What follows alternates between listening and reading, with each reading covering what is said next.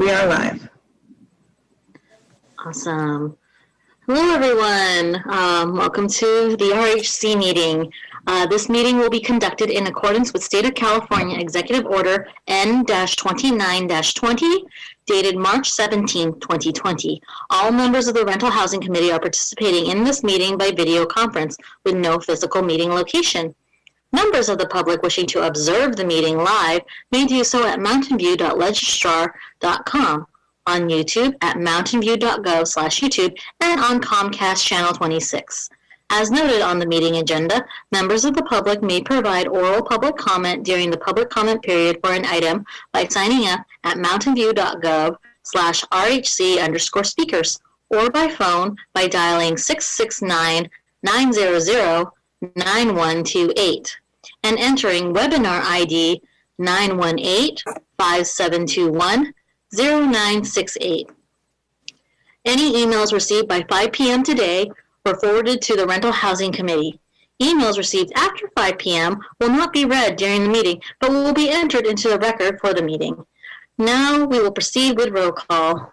Andrea, will you take roll call? Okay. Let's start with Chair Emily Ramos. Present. Vice Chair Susan Almond. Here. Committee Member Grunwald. Here. Committee Member Haynes Livesey. Present. And Committee Member Pardo Dizella. Present. We are all here. Thank you, Andrea. Next, we have minutes approval with item 3.1, approve the minutes for December 14th, 2020 RHC meeting. Would any member of the public on the line like to provide comment on this item? If so, please click on the raised hand button in Zoom or press star 9 on your phone. Staff will keep time and announce when 1 minute remains. Let's see, do we have, I see no hands raised. So we will move on. All right, we're bringing it back to the committee, and a motion is in order to approve the minutes for the December 14th, 2020 RHC meeting. I will motion to approve the minutes from the December meeting. I'll second it. We have a motion from committee member Haynes Livesey and a second from Vice Chair Almond. Andrea, can you take the roll call vote? We will begin with Committee Member Pardo Dizella. Aye. Committee Member Haynes Livesey. Aye. Committee Member Grunwald. Aye. Vice Chair Almond. Aye. Chair Ramos. Aye. All right, Motion passes unanimously, 5 votes to 0. thank you, Andrea. Next up, we have item 5, oral communications. This portion of the meeting is reserved for persons wishing to address the committee on any matter not on the agenda. Speakers are allowed to speak on any topic for up to 3 minutes during this section. State law prohibits the committee from acting on non-agenda items. Would any member of the public on the line like to provide comment on non-agenda items? If so, please click the raised hand button in Zoom or press star 9 on your phone. Staff will keep time and announce when 1 minute remains. We have 2 hands raised, 3 hands raised. All right, we will start with Alexander Brown.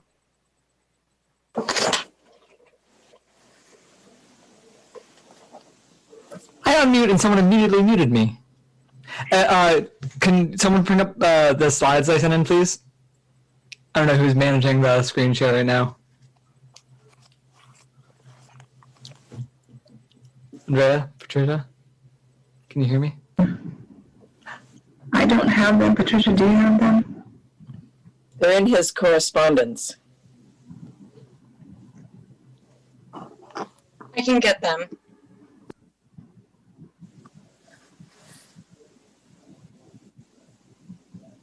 Thank you. If you want to go to someone else first, I don't mind. Okay, we can do that. Next up, we have Steve.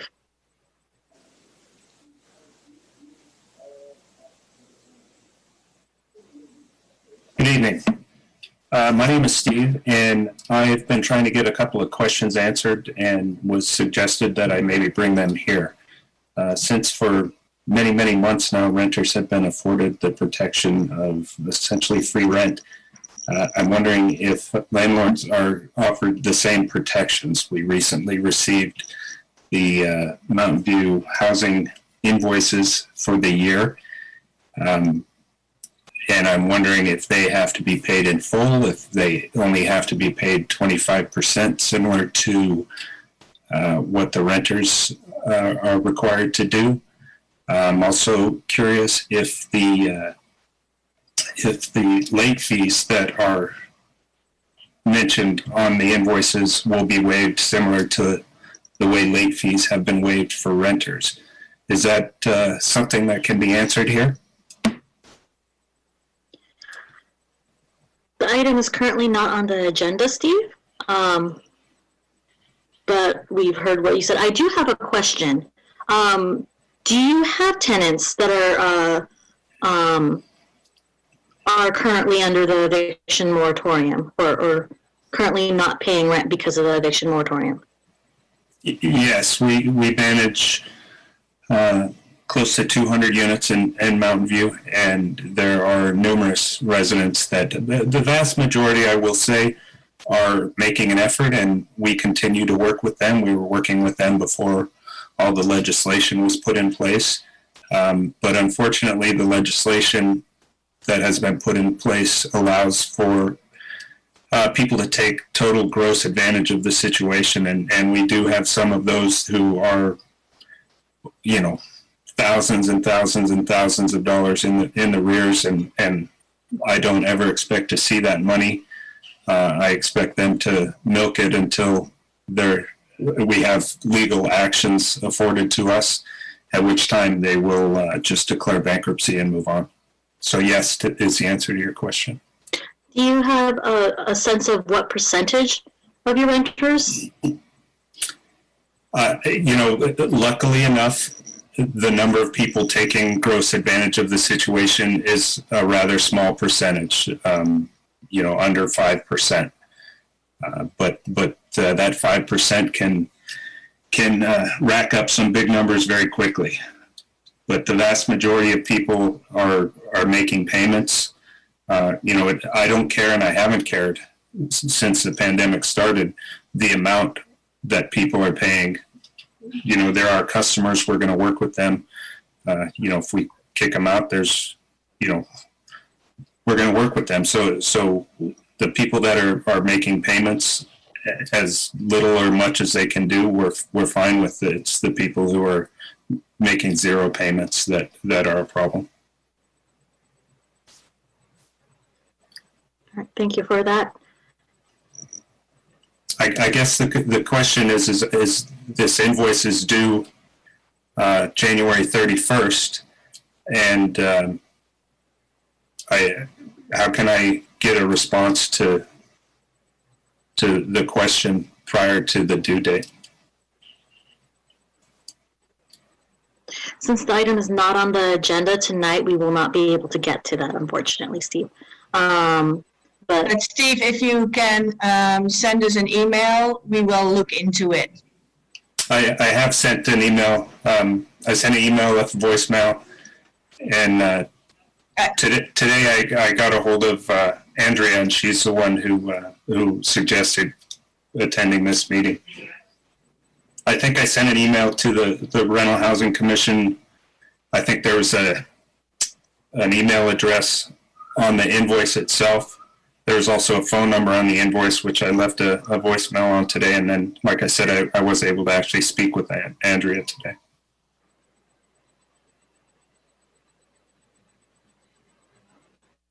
Anki, you're muted.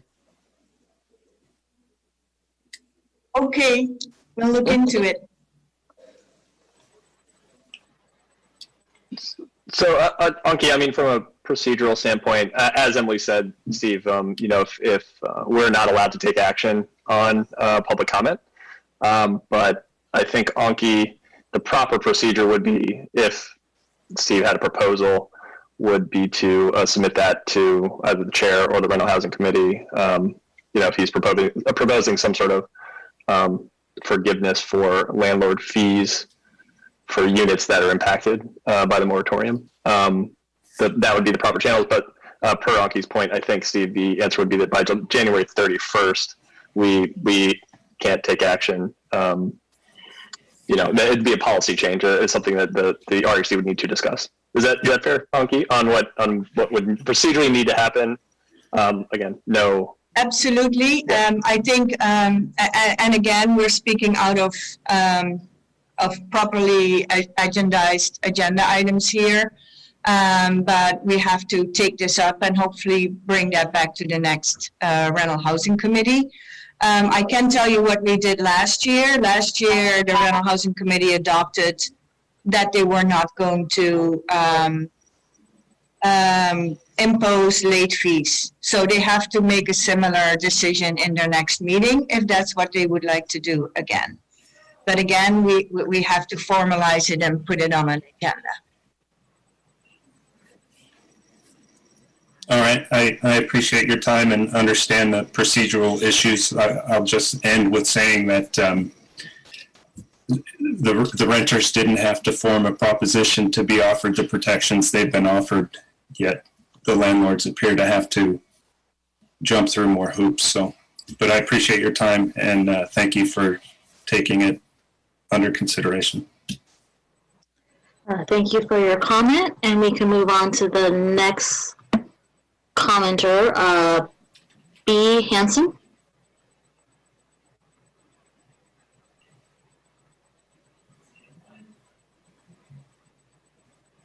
All right, I just unmuted myself. Are you hearing me now?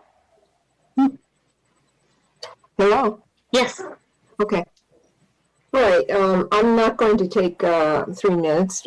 Basically, I am really representing the seniors of the mobile home parks. And as you know, the lawsuit has been concluded. And the last 2 meetings on September 13th and June 1st, we were told that the committee could not move forward because of this lawsuit. Now that is concluded, and we expect you to move forward. We understand that this item has to be agendized, and it will take some time to do that. And in good faith, we will wait for you to do that. But at this point, you should know that the people, especially the seniors in the mobile home parks, are very anxious about this. And we have been waiting for a very, very long time. As you know, Measure B passed in November of 2016, and this is 4+ years later, and we have had no relief from increased rents. Even the 3.5 or the 2.9 that you're offering, is your ceiling this year, is a stretch for people who are on Social Security. We don't get COLAs that are usually COLAs are 1% in the area of 1, maybe 2%. So seniors who have been in these homes for a very, very long time, seeing that accumulate over years is a very threatening prospect. And it is scary to think that you just might, lose out altogether and end up on the street or in an RV or in a family member's home or God knows where. So you really need to move on this, and you have to move on this in the next few months. We really expect it of you. Thank you. I yield my time.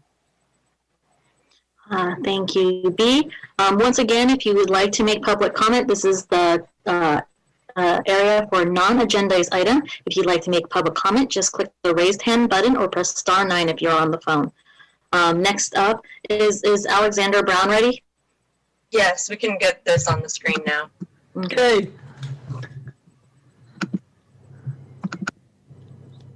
Alex, for some reason, I'm unable to get it to be full screen, but I can get it to look like this right now. So let me go ahead and just do that. Give me 1 second. It's okay. I'm flexible.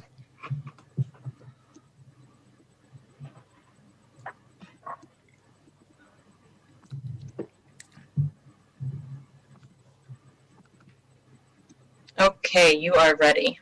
I'm so ready. All right. Hi, committee. Hi. I'm Alex. I'm from the Mountain View Mobile Home Alliance. Click. Yeah. I'm here to discuss what we as a community want in terms of protections. When do we want it? Spoiler, it is when the CSFRA was passed by the voters of Mountain View as Measure B 5 years ago. And what are we asking you, the committee, to do? Basically, we want rent stabilization to cap the increases. We want to try to keep people in their homes, which is something we have not been doing as a city. And, you know, I'm okay with having a petition process for the sake of fairness to be able to allow for rent increases as needed, maybe through Project Sentinel. I also think that vacancy control is paramount to this, to be able to make sure that there's an incentive for the parks to keep people in their homes and not a reason to get them to leave, to keep the housing affordable, and also to preserve the equity of the people who have put, you know, their sweat, blood, and tears into the houses that they bought and have maintained during their tenure in the parks. We also know that the parks are vulnerable to other things, which is why we need something like zoning the protections from redevelopment, which we already have. A first right of refusal in case of sale, so that people can take control of the destiny of their own housing situation and buy the parks and maintain them. And then controlled by people of their housing and of their situation. This is stuff that, next slide, you know, falls outside of the protections of the CSFRA. But what you can do is give us the two big items, which is rent stabilization and vacancy control, because the CSRA provides it. Are mobile homes and mobile home spaces covered? Click. Well, in the CSFRA, rental units. 1 minute remaining. What? Oh, okay. I'll go fast. Yes. Next slide. This is the presentation given to the IRC in January 2018, which says yes, we are. Next slide. Why haven't we been covered? Because 3 out of the 5 members of the IRC in 2018 were confused. Next slide. We tried to get the courts to, you know, clarify to the confused members that rental units are rental units. Basically, they said that the IRC has the power to interpret the CSFRA, and so they're allowed to be confused. And the appellate court reaffirmed this, noting that in the decision, in many ways, mobile homes are covered. They're interpreted as covered. The provisions support an inference that they intended the CSFRA to cover mobile homes. They even include a bunch of dictionary definitions for people who don't want to look up words. The court opinion. That's time. Okay.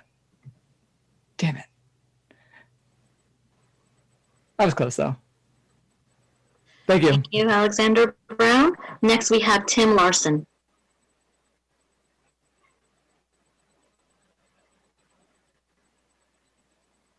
Thank you. Good evening, everyone. I'm Tim Larson. I live in Santiago Villa, and I'm also part of the Mountain View Mobile Home Alliance. Just to sort of finish what Alex was saying, could you please put up Alex's last slide? Do you still have that available? And if you don't, I'll just try to finish by saying you guys had the choice. The committee, sorry, the committee has changed composition. At one point in time, the committee had the discretion and they said, we're confused, we're not sure that we should be covered. The courts have said that you have discretion to make that choice. It doesn't affirm one way or the other. You still have that discretion. And we'd like you to move forward in pursuing that, as many of you have said you would like to do if there was no lawsuit pending. And so I think a concrete step would be to have some sort of report or read out to the public about where you are in this process. Obviously, you'll be seeking legal counsel and trying to move forward with this. And as much of that process as can be made public would really help us understand what you're doing. So that's, I think, what we'd like to see in the very near term. Thank you. I yield my time. Thank you, Tim Larson. Next, we have Anna Marie Morales. Hi there, can you hear me? Yes. Perfect. So I would like to say it has been a long 5 years since the RHC failed mobile home residents by not covering us under the CSFRA. I have witnessed neighbors forced out of their homes over the years, and it's heartbreaking. This pandemic has upped the precariousness of what is faced by mobile home residents. Martin Luther King Jr. said, "Life's most persistent and urgent question is, what are you doing for others?" I asked the RHC, what are they doing for vulnerable and unprotected mobile home residents? The great Dr. King also said, never, never be afraid to do what's right, especially if the well-being of a person or animal is at stake. Society's punishments are small compared to the wounds we inflict on our soul when we look the other way. It has been clear over the years that many RHC members do not support rent control at all, and some RHC members were specifically placed on the RHC because of these beliefs. Now, with the pending litigation out of the way, the RHC has a chance to finally do what is right and cover mobile home owners and renters under the CSFRA. I urge RHC members to please look past their own biases and reflect on what it means to serve and enact the will of the people. As Dr. King said, the time is always right to do the right thing. The time is always right to do the right thing. Think about that. Thank you. Thank you, Anna Marie Morales. Next up, we have John Brodowski.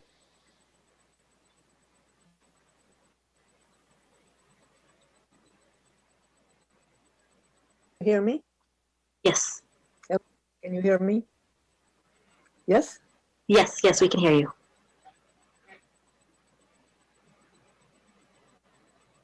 Now you're muted. Okay. You should be. You unmuted me for a second, and then you muted yourself again. You should be able to unmute yourself. I'm not touching anything. Okay. Am I? We can hear you now. All right. Now I won't touch a thing. I want to talk about the fact that the CSFRA does cover mobile home renters. Some mobile home dwellers rent the house they live in, and some of us own the house and just rent the property. But it was clear to me from reading the CSFRA as it was proposed to voters in 2016 that we who live in mobile home parks were covered. The first rental house committee was stacked by people opposed to rent control with people eager to sabotage the CSFRA.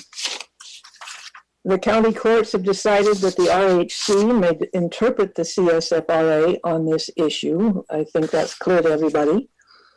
And the right thing to do is recognize that you were incorrect in the interpretation of the law and recognize that it was a mistake. I invite any member of this committee to come visit me and my neighbors and quiz us to understand that our situation from the point of view of the intention of the law and the specifics of the law is no different from that of any renter in an apartment in Mountain View. Then what you have to do is reverse your original decision and include mobile home park renters in the CSFRA. That is my opinion, and I thank you for your time. Thank you, John Brodowski. Last up, we have Kristen Anderson.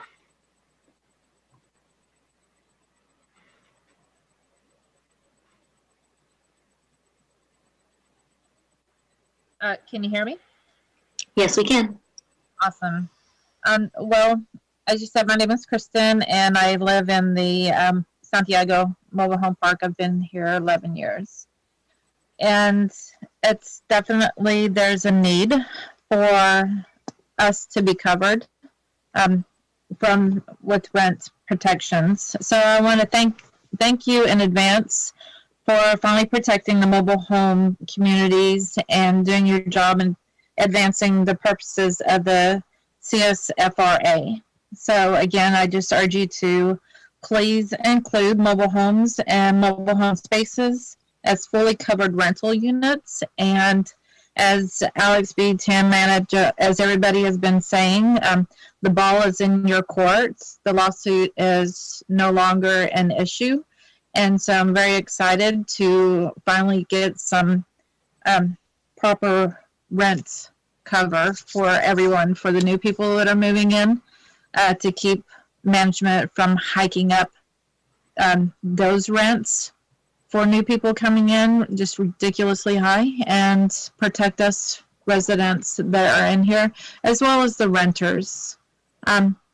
So I thank everybody for stepping up and voicing our opinions and everything, and we definitely need some representation and some rental coverage. I appreciate it. Thanks. Thank you, Kristen Anderson. And that looks to be it for public comment. So we will move on to new business, item 8.1, rent stabilization staffing plan, and we have a staff presentation.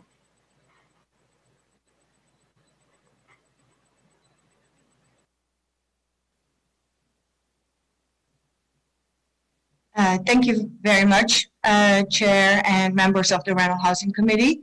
I would like to present to you the staffing plan for the rent stabilization program for this coming year. And the purpose of this presentation is for the Rental Housing Committee to consider expanding the staffing positions with one additional analyst position and an upgrade of the administrative assistant position from office assistant to secretary, as we will further explain in the upcoming slides. Just a little bit of background. I think 3 of you were here when on September 11, 2017, the Rental Housing Committee adopted its first staffing plan, including a program manager, 2 administrative analysts, and 1 office assistant. And our Rental Housing Committee also expressed a wish to periodically assess the staffing levels to effectively administer the program. With the recognition that these might be adjusted in the future. This was, September 11 was kind of the startup phase of the whole rent stabilization program, and the staffing plan at the time was based on best estimations. And here we are today. We would like to further refine this. 3 full-time staff members currently work for the rent stabilization program, with the office assistant position temporarily staffed for 6 months. And these members perform the following key tasks, which are more in detail laid out in the memo. I will not sum them all up, but you can see it is a whole array of different types of tasks and responsibilities. We then performed an analysis of the volume of work. I do want to say that on average, the 3 full-time city employees work over 90, 100 hours bi-weekly to implement all the different aspects of the program. So we analyzed the volume of the work, but also the level of skills and the level of experience needed to adequately implement and administer the duties of the program, and determine if and what additional staffing resources are necessary. So the following is an organizational overview of what we propose the staffing to look like for the rental housing program. As you see, we added a senior management analyst and we upgraded the admin position from an office administration to a secretary.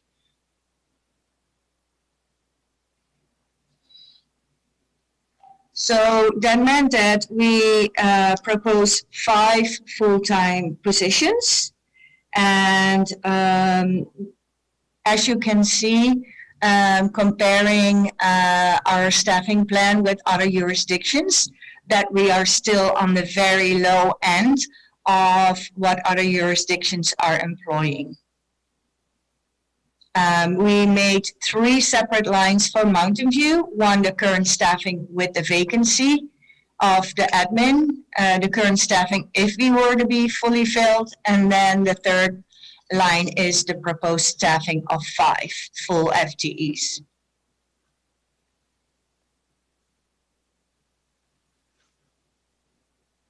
So it's proposed to add 1 analyst at the level of senior management analyst for the program due to the complexities of the work and constant evolving policies. This position seemed to be the adequate level. This allows the team to employ an analyst at the correct experience level for the types of skills, responsibilities as more outlined in the memo. And currently these responsibilities are being performed by the Analyst 2 position. This senior management analyst is responsible for executing the communications and outreach plan, developing, implementing, and administering complex policies and procedures, supporting the Rental Housing Committee, performing budget analysis, and providing cross-departmental assistance, and overseeing the analyst's positions.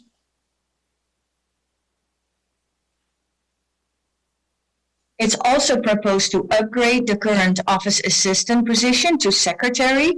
The office assistant position provides general routine clerical duties with close supervision, whereas the tasks and responsibilities of the program are really distinguishable from routine clerical duties and include a wide range of tasks performed both independently and with involvement of staff.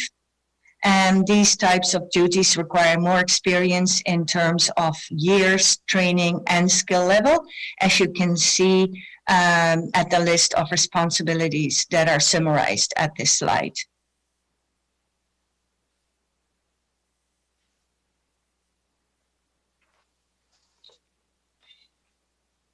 This slide shows the total amount of costs per job category. As you can see, the difference between employing a secretary versus an office assistant is $23,800 per year. And the difference between an analyst and a senior management analyst is $16,600 per year. All of these numbers are fully loaded costs, which means salary, health, pension, and liabilities. And these are the general numbers that are used by the whole city for all its positions. A little bit about the budgetary impacts. For this fiscal year, the Rental Housing Committee was able to already have some budget savings in the personnel cost of $121,500. And if we are able to make a recruitment for these positions in this fiscal year, say for the coming 4 months, that would amount to $77,768. If the Rental Housing Committee decides to adopt the recommended staffing plan, the personnel budget for next year would be increased by a total of $241,600.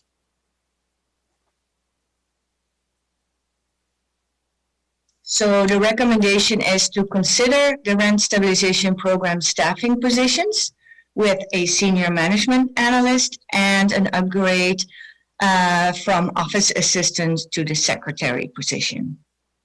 This concludes the presentation. Happy to answer any questions.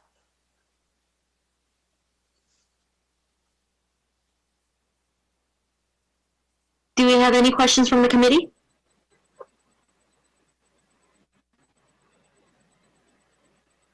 No questions? I have one question. Is it possible to see the breakdown between salary and everything else? The salaries look so bloated and high the way with it including HR and. Yes, I don't have a slide, but I do have the numbers. So if you were to look at next, if you could go one slide back to the overview, one more. Yeah. So if you look at next fiscal year, 21-22, if you take the secretary position, the total cost would be $161,300, but the pure salary would be $87,885. So that's almost double. That's what I thought, yeah.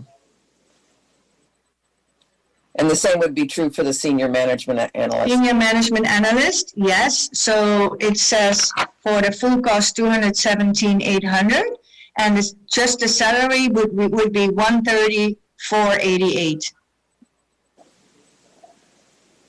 And these numbers are control point numbers. That doesn't mean that people start in that point, but that's pretty much often used as the midpoint of a career in this type of job.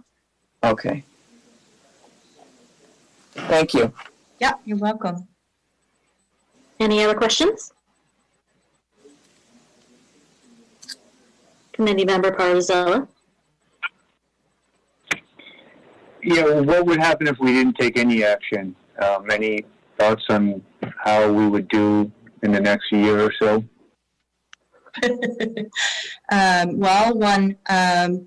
If we don't get extra personnel, we continue to work 90 to 100 hour biweekly work periods. And to be honest, that is not sustainable in the longer term. I think we're already at that point where we're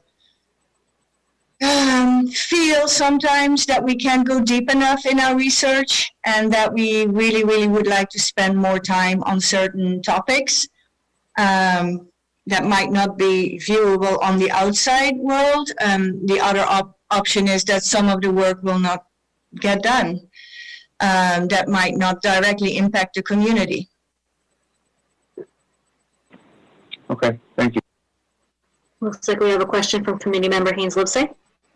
Anki, I'm just curious, are any of the positions that we currently have right now overtime eligible, meaning that we are already incurring additional costs for the fact that we have folks working well over a standard work week?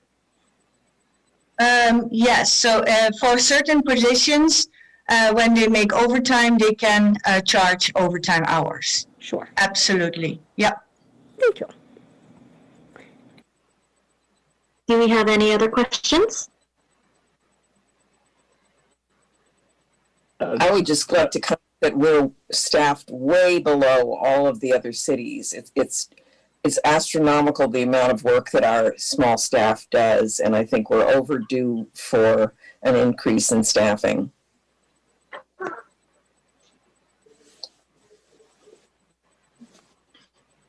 If there are no other comments, I would make a motion to approve the recommendations.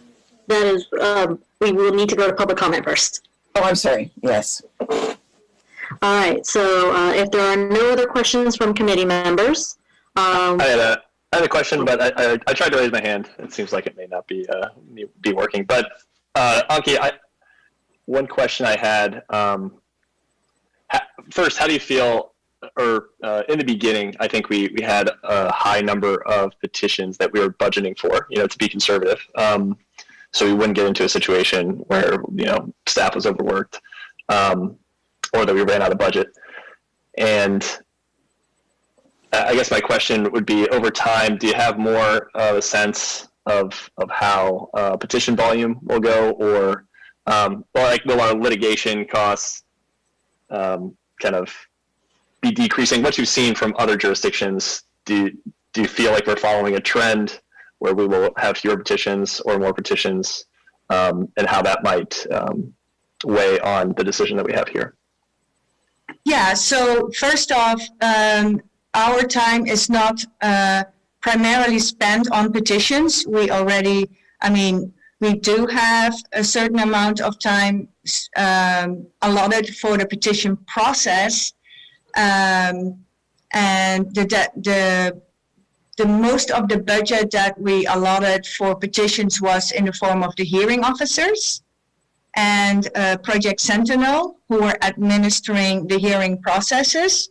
So yes, we do, our processes take as much time whether we have 50 or 75 petitions.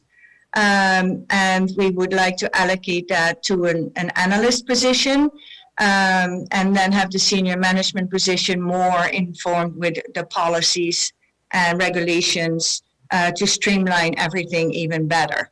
So on the other hand, if the Rental Housing Committee was to adopt a petition process for capital improvements, that's again a whole new chapter for the program, and it's going to be really hard to predict what type of work that is going to bring with it. And initially, it's going to bring quite a bit of work because we have to reinvent a whole procedure, forms, learn from the practice, adapt, like we did with the MNOI petition process. Where are the bottlenecks? Can we change the forms to be more easily understandable and fillable?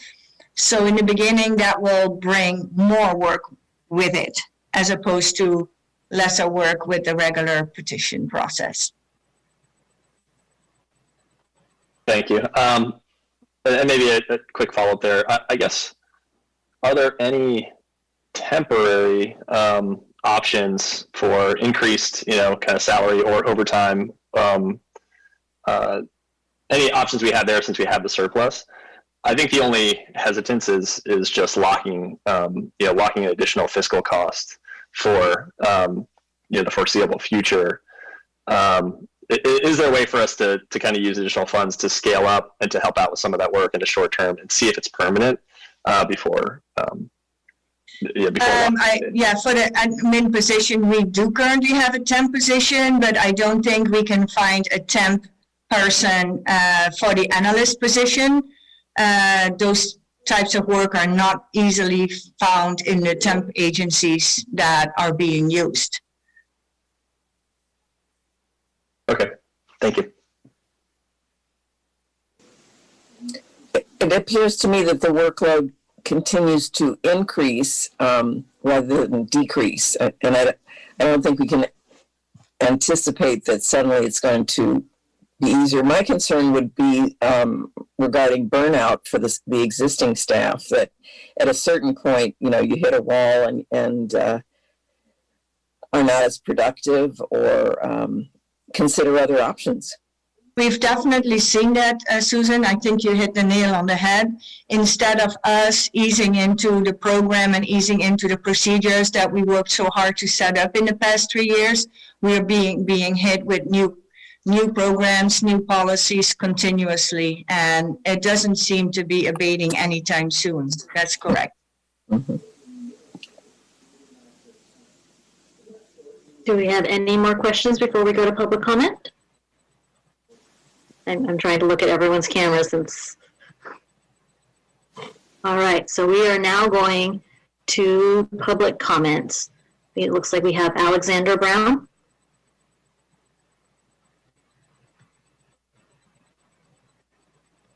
Hey, the staff of the RHC has been incredible, and all the work they've done, all the webinars, the presentations, the policy they've put together through these last few years is great. I think that having a broad and diverse team, having a lot of people, a lot of different eyes, different perspectives, and different roles is important for the health of any organization. And no matter how strong each person is, the group as a whole, they need the resources they need. And if they say that they need more resources, I say trust them and believe them. They're the experts. They're the ones doing the work. They're the ones actually doing work. And to try to find ways to not acknowledge their contributions or their requests is shitty and misogynistic. All right, thanks. Thank you, Alexander Brown. Next up, we have Tim Larson.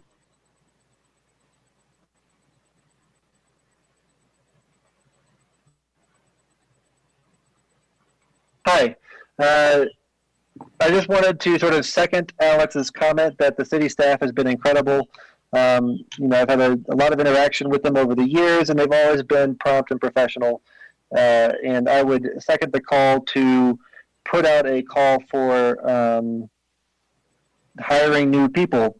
And as Anki said, these are not the sort of positions you can really do with temps. They're not entry level. So, you know, I've faced similar staffing issues at my company. We have the same type of problems. For some positions, you just have to hire competent people. And there are no shortcuts to developing the expertise that this committee relies on to implement its policies. Thank you. Thank you, Tim Larson. Do we have anyone else? I didn't read the part of the script for that. So would any member of the public on the line like to provide comment on this item? If so, please click the raised hand button in Zoom or press *9 on your phone. Staff will keep time and announce when 1 minute remains. So seeing no other hands up, we're going to bring it back to the committee where a motion is in order. A motion to approve, based on my script, a motion to approve should include the reading of the following items: to expand the currently budgeted CSFRA rent stabilization program staffing positions with one additional FTE analyst position, and upgrading the administrative assistant position from office assistant 1-2 to secretary.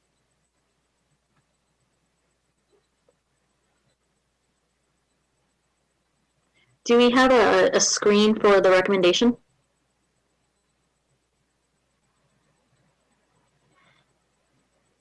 I'd like to make a motion to consider expanding rent stabilization program staffing positions with a senior management analyst and upgrading the administrative assistant position from office assistant 1/2 to secretary. We have a motion on the floor from Vice Chair Almond. Do we have a second? Looks like we have a second from committee member Haynes Livesay. Do we have any? I thought that was what you were raising your hand for, but just I was. Okay. Can I ask for a clarification on the recommendation? Is the motion to consider expanding the rent stabilization program staff, or is the motion to expand? The motion is to expand. Forgive me for that. Yeah.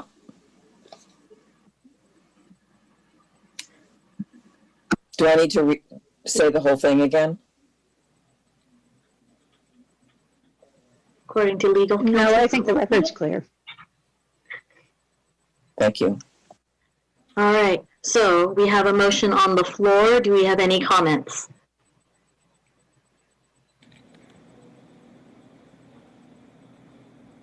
I have one. Oh, go ahead. Go ahead. No, you go ahead. Go.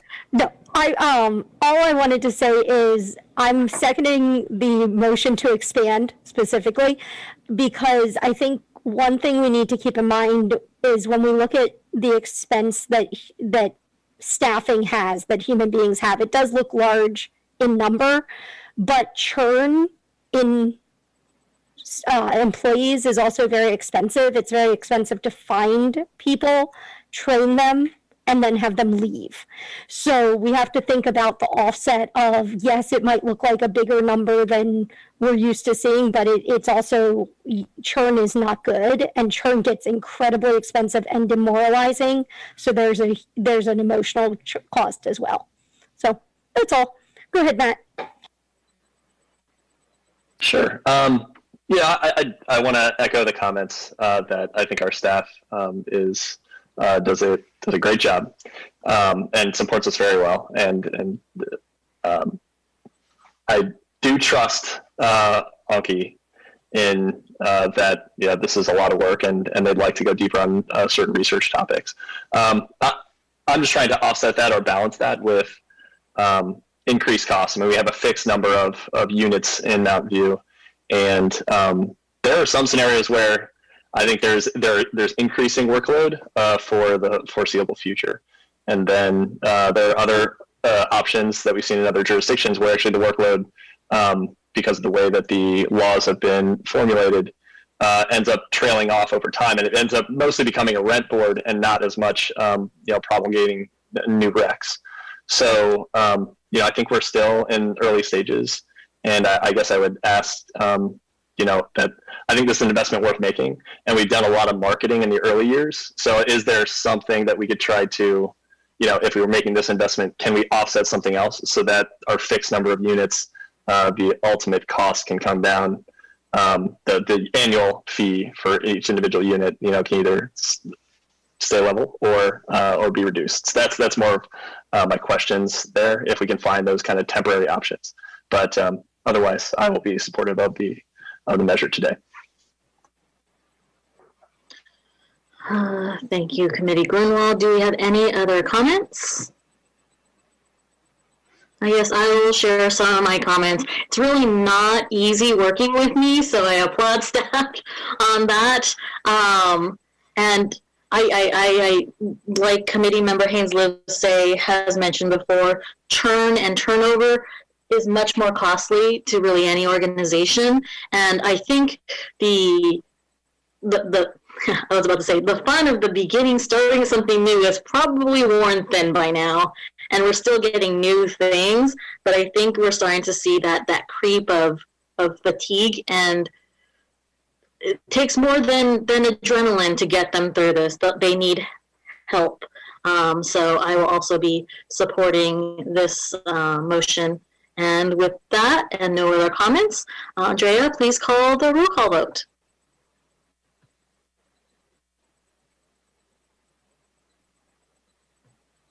There we go. I couldn't unmute myself. All right, we'll start with Committee Member Pardo DeZella.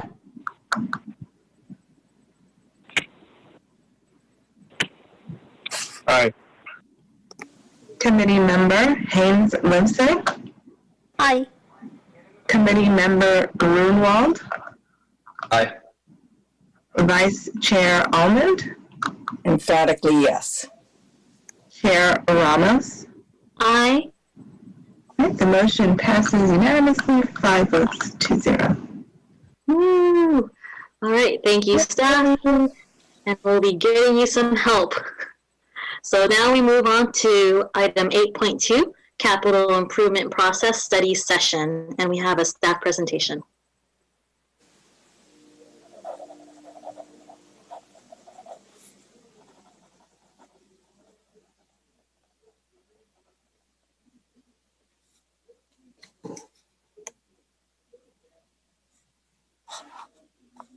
Sorry about that. My mute was acting a little funny this evening as well.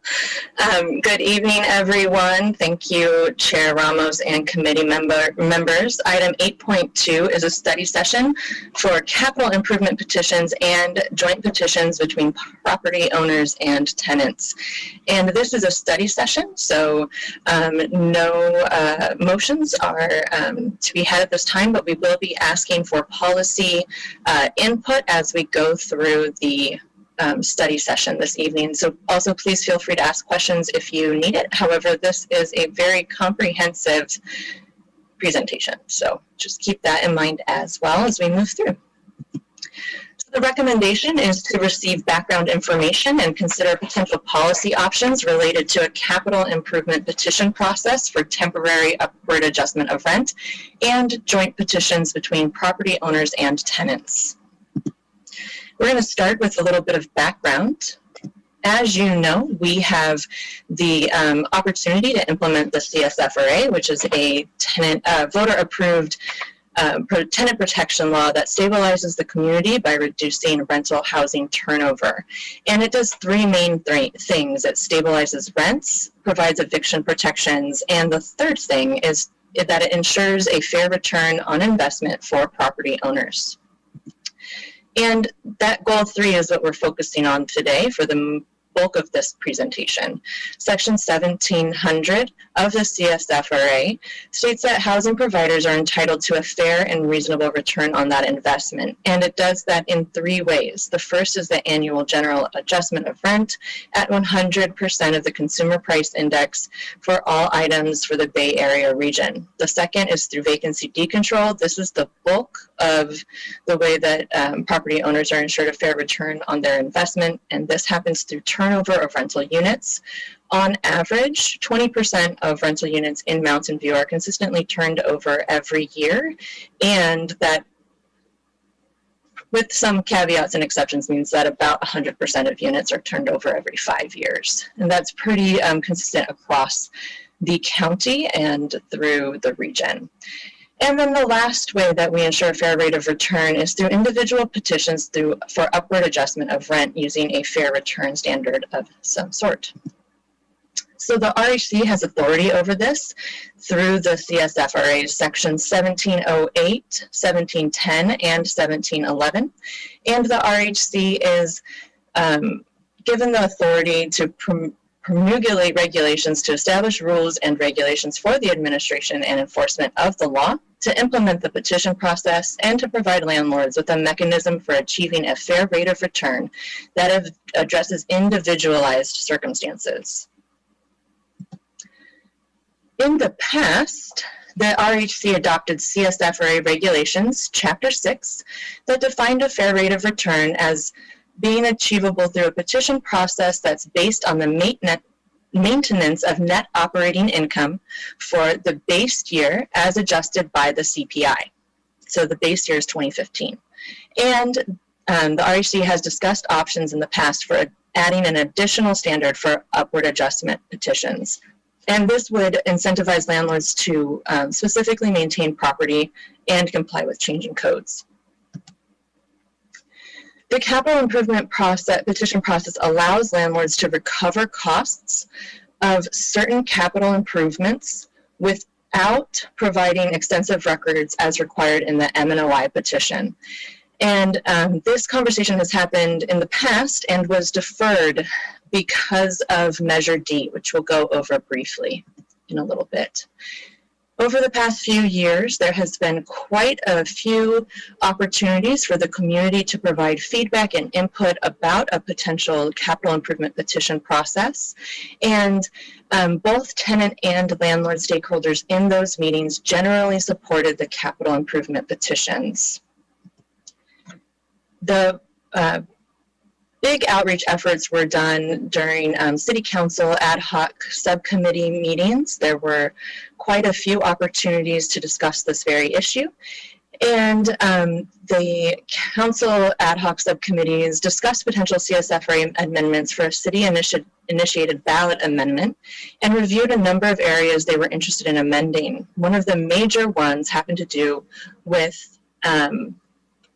capital improvement petitions. And the process outlined a temporary adjustment in rent to recover costs associated with capital improvements, and it contained specific language on the qualifications for those capital improvements. That language is in the memo that staff sent to the RHC, and if you'd like to review it, you can do so there, or you could ask me to read it if you'd like as well. If no one's interested in that, I will continue to move forward. The City Council also has council goals that are interested in the preservation of affordable housing, and the capital improvement petition process supports those council goals and the council major goals work plan. Additionally, there has been council policy directed for soft story retrofit projects, and this supports property compliance with council ordinances that change or update codes such as soft story retrofits.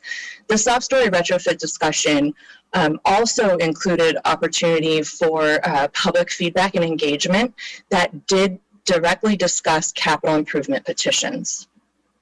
And again, there was general support from the community for capital improvement petitions. As you are well aware, the Charter Amendment Measure D was not approved by the Council, and therefore, as directed by the RHC previously, staff reintroduced draft regulations related to a specified capital improvement petition process and we did so in the August 24th, 2020 meeting. And there, the Rental Housing Committee considered adopting potential regulations for the process. And during the meeting, the RHC requested staff hold community meetings to receive additional feedback about potential policy options and to then bring this study session back to you. So during those community meetings, we held them virtually on December 9th. We had one for property owners with 11 attendees and one for covered tenants with 8 attendees. This one was bilingual. And we did the following outreach efforts to get the word out about it. We had 1 postcard in English and Spanish, 2 emails to our CSFRA interest lists. City calendars were updated with the stakeholder meeting information and the registration links, and the website homepage slideshow was updated with the information and the registration links. Also, we did have an advertisement in the Mountain View Voice that was bilingual. So that is the background information. If anyone has any questions specifically about the background, I can take them now, or we can move into cost recovery mechanisms.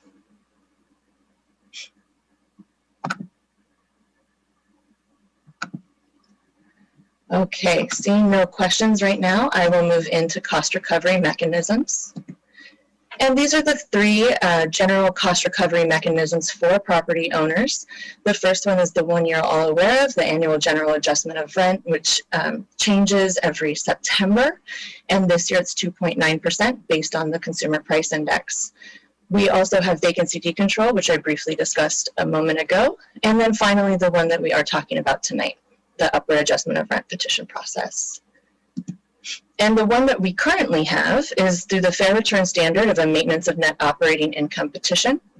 And the one we're talking about today is specified capital improvement petition, which is under consideration.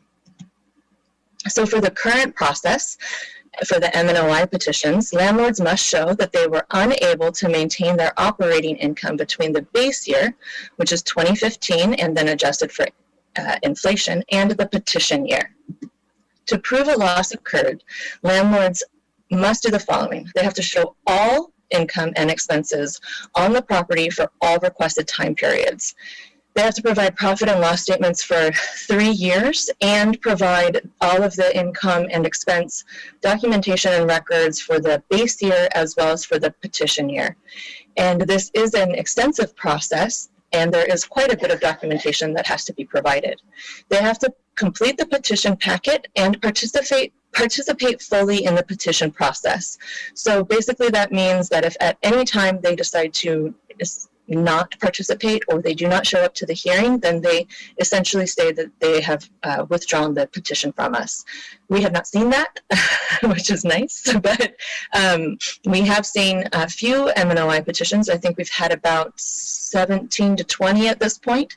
And for the most part, if a property owner has petitioned the city for an upward adjustment of rent, they have received that upward adjustment of rent as decided upon by the hearing officer. So the current petition process goes as follows. Property owners have to first complete the petition. Typically they do that with me. If they are going through a petition, we walk through each section of the petition together, and I help them make sure that everything is organized and ready to go, and then they serve the petition on their tenants and file it formally with the city. If they elect to have a settlement conference, they will enter into that process, and if they don't, then we go into the hearing process, which is a formal hearing with a hearing officer, and then there's a decision that is written by a hearing officer. And if applicable, it then could be appealed to the RHC. And we are now considering an expedited petition process for capital improvements only. This would be a temporary increase to recover capital improvement costs. And capital improvement petitions are very common in most rent stabilized jurisdictions. You do have them, and they are part of most rent stabilized programs because they encourage landlords to proactively maintain their property. They promote safe and healthy housing for tenants, and this ties into council goals. They reduce potential large-scale displacements, again, ties into council goals.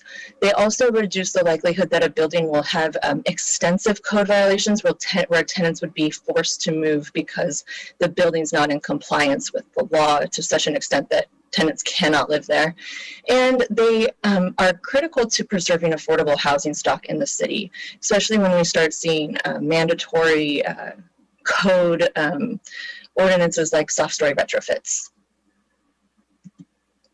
As you can see here, like I said, most rent-stabilized jurisdictions have or are creating both types of petition processes. So Alameda, Berkeley, Hayward, Los Angeles, Oakland, San Francisco, San Jose, they all have both types of petitions or some form of both types of petitions. And additionally, Santa Monica and Hollywood, West Hollywood, are both looking at implementing a capital improvement petition process as well.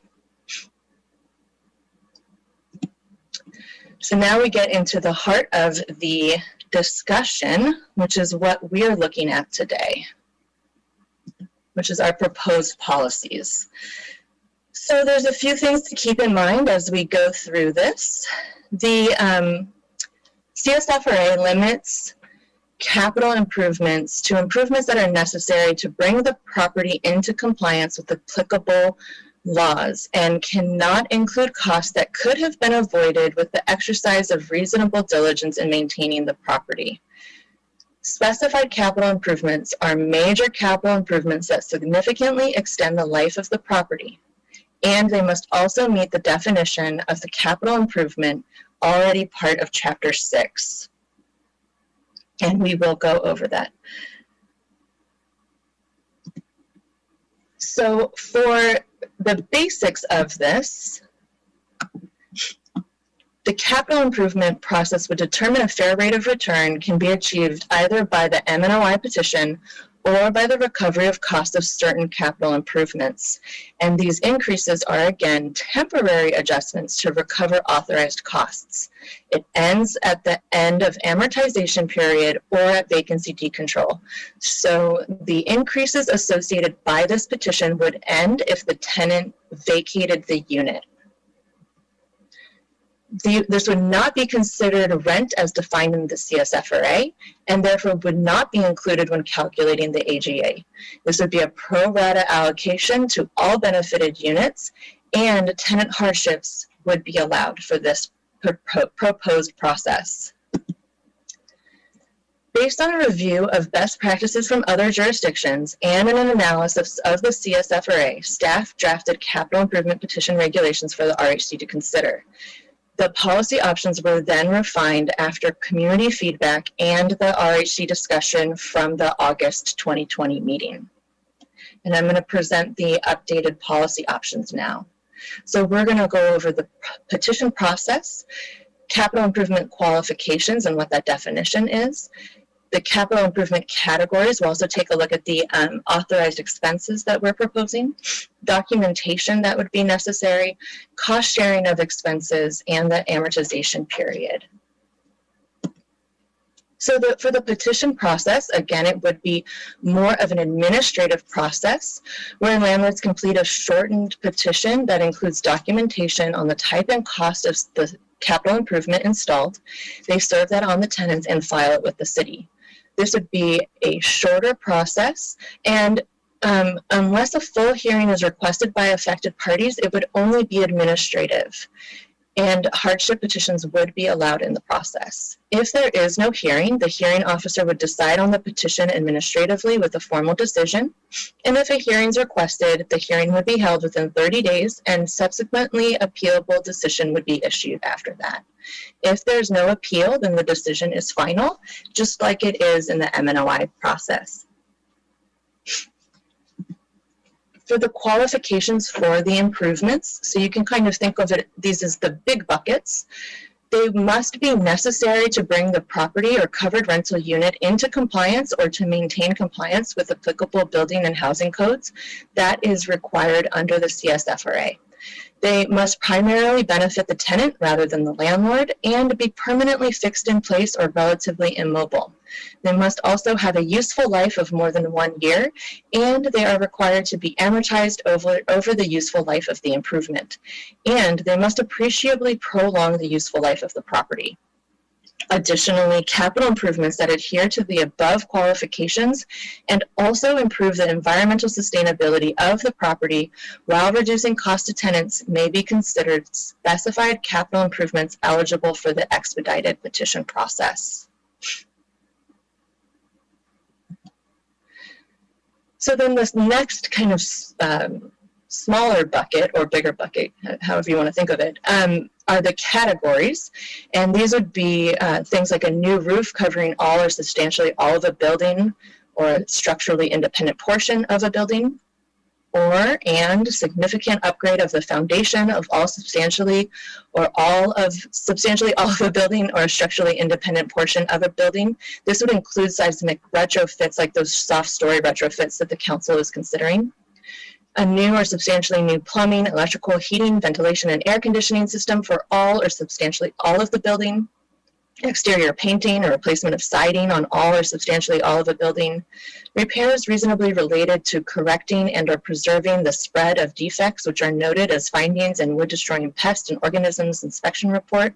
The installation of water conservation devices intended to reduce the use of water or energy efficient devices such as solar roof systems, and or improvements or upgrades to the rental unit or the building or complex that meet or exceed disability and accessibility standards as required by law. And I'm going to go ahead and share with you what the authorized expenses look like.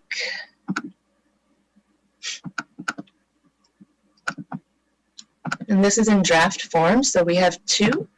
We have the one that's for the maintenance of net operating income petitions. We have a few more categories in them. We're going to take a look just at the one for capital improvements right now.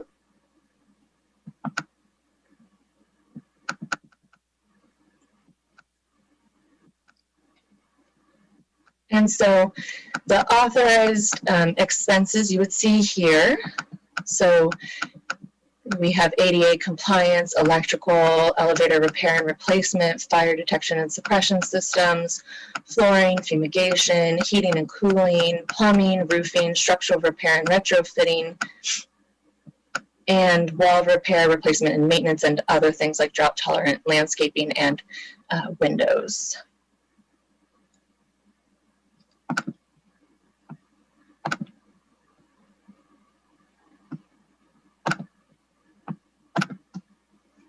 So those would be the authorized expenses that fit within these categories.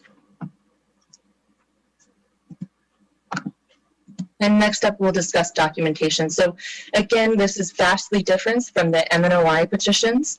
Instead of having to provide all income and expense documentation for the property, we're proposing that they provide a specific description of a capital improvement, and as provided in the authorized improvement and amortization schedule we just looked at. The invoices, receipts, contracts, or similar documentation to prove that the expense occurred, the evidence of loan and interest rate, if applicable to the improvement, cost estimates by a third party if the landlord is requesting approval in advance of the expense, a business license if applicable, CSFRA compliance, and the tenant rent roll within the initial move-in date. This is important because we cannot have a capital improvement increase be applied to a tenant that was not in the unit when the expense occurred.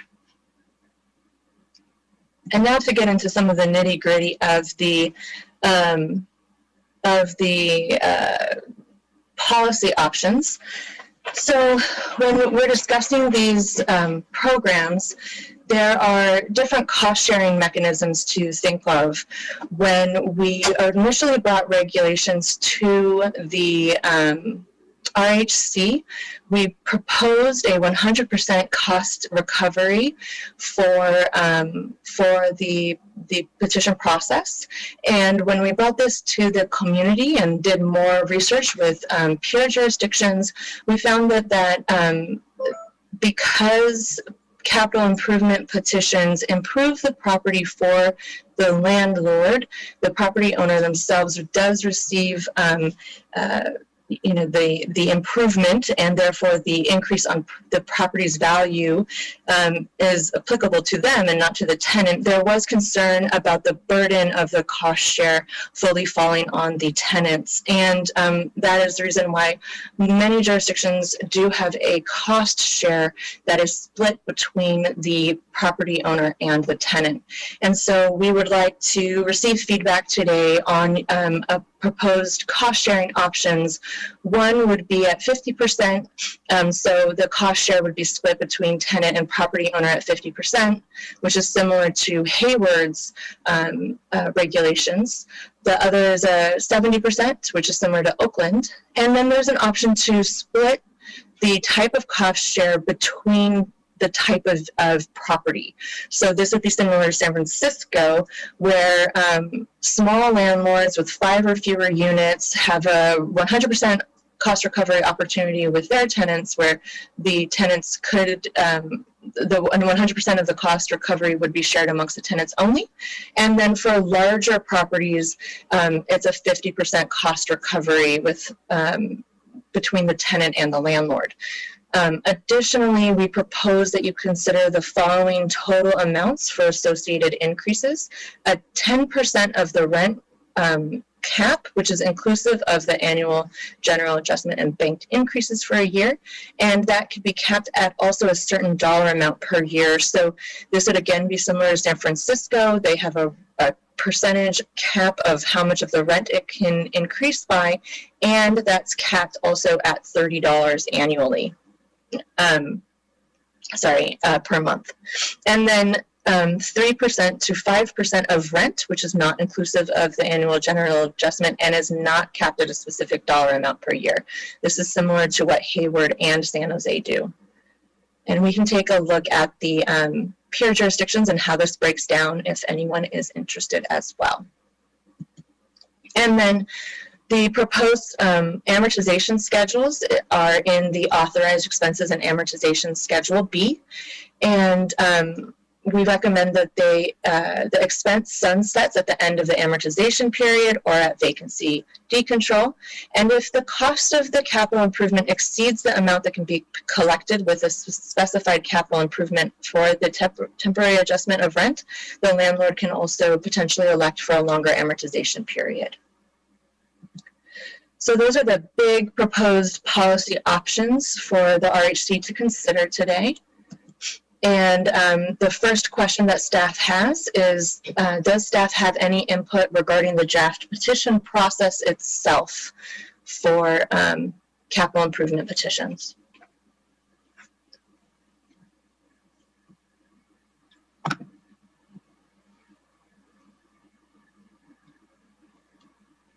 Does anyone have any input? Are there any more policy questions, Patricia? There are 7 for this particular petition. We can always come back if no one has questions right now. Okay, I will move on to the next policy question. So the next one is, does the RHC have any input or additional parameters and qualifications that they would like to add for eligibility for improvements? So those are the big buckets. I did have a question on this one. If anyone else had a comment. Patricia, as I was going through the list, you see kind of water, recapture, and I think solar and even siding. And I'm wondering if there's not, and maybe I don't know our code as well as I should, but like if those are not, would they be on the list if future code changes and requires water collection, or in what scenario? Like in what scenario would, let's say, water collection qualify? So are you looking at the amortization schedule A? What are you looking at for your comparison? Sorry, it seemed as though that they, it's a non-starter unless the improvement is to maintain or bring the property up to code. I don't have the exact wording in front of me, but from the first slide, right? That needs to be. That's part of the CSFRA. Yeah, that needs to be met, right? So then when we look at categories, you had water collection, and I again, maybe that is part of current code, and I'm not familiar with it. But let's say that isn't required to bring a building up to code. In what scenarios then? Tell me more about how water conservation is included. Would it qualify if it's not specifically mentioned right now from our city code? Karen, can you provide guidance on that? So I think that one of the categories that we're suggesting for the petition is measures that enhance the environmental sustainability of the property. But what we had talked about the last time we talked about that is that would be to the extent that those are required or part of the city code. The city does have a green building code. There are other provisions. I don't know exactly what's in them, I'll be honest with you. But the expectation is that over time, those codes will expand. And the goal would be to encourage property owners to implement sustainability measures to the extent that they don't increase the cost to the tenants, so that they, we all can take advantage of that. So that's the thinking. I've been going through the list and I'm not seeing the water collection, but that might be an example of something that may be coming in the future. Got it. Okay, that makes sense. So, I mean, it's more for future compatibility, and I guess my request would be, if we decide to move forward as a committee, that we have kind of a playbook or some guidance on, that some of these are forward thinking, but they may not be something that you could implement now and would qualify according to the CSFRA requirement that it be something that's required to bring the building up to code. Is that fair? Yeah. Thank you.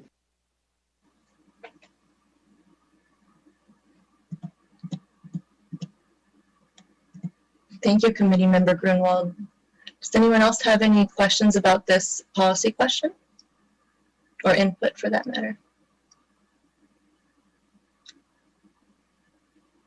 One of the, going back to the possibility of having the cost sharing with the possibility of having different cost sharing for like 5 units or fewer versus 5 units or more. Do you have a sense of what percentage of the units that would be affected by that? Because I do understand that we do have most of our landlords are small landlords, but most of our units are in large complexes. So I'm kind of curious on how much impact it would actually be.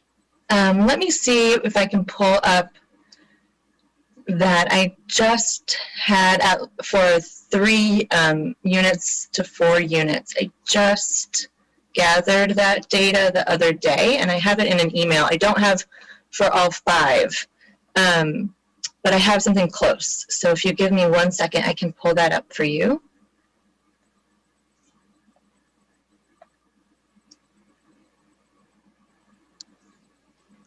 Hopefully this works. That is a question coming up too about the cost sharing, specifically what people were interested in as well. Let me see if I can get this.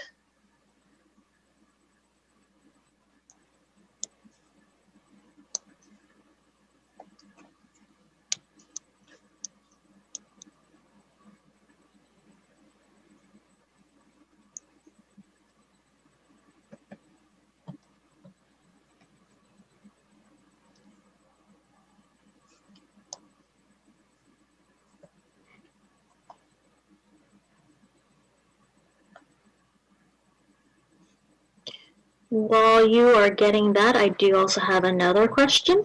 Sure. And I don't think it may be covered in the other policy questions, but is it possible to also solicit input from the council regarding our capital improvement process? Because they are the ones making the codes. Well, they were responsible for the drafting of the capital improvement petition process with Measure D, and we did follow a lot of the recommendations that were initially in Measure D. We can definitely go back to them if you'd like, but they did have quite an extensive process for that already. Okay, just covering ourselves just in case City Council is like, oh, the RHC, they did this without our input, and I just want to make sure we aren't doing that.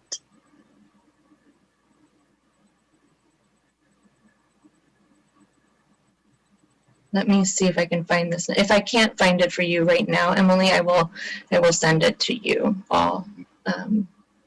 We sent it out last week, so. Does anyone else have a input on this policy question?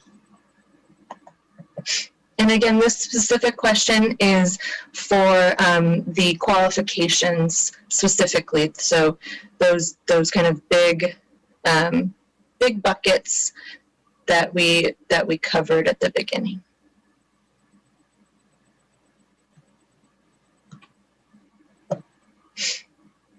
It looks like Committee Member Haynes-Lipsey.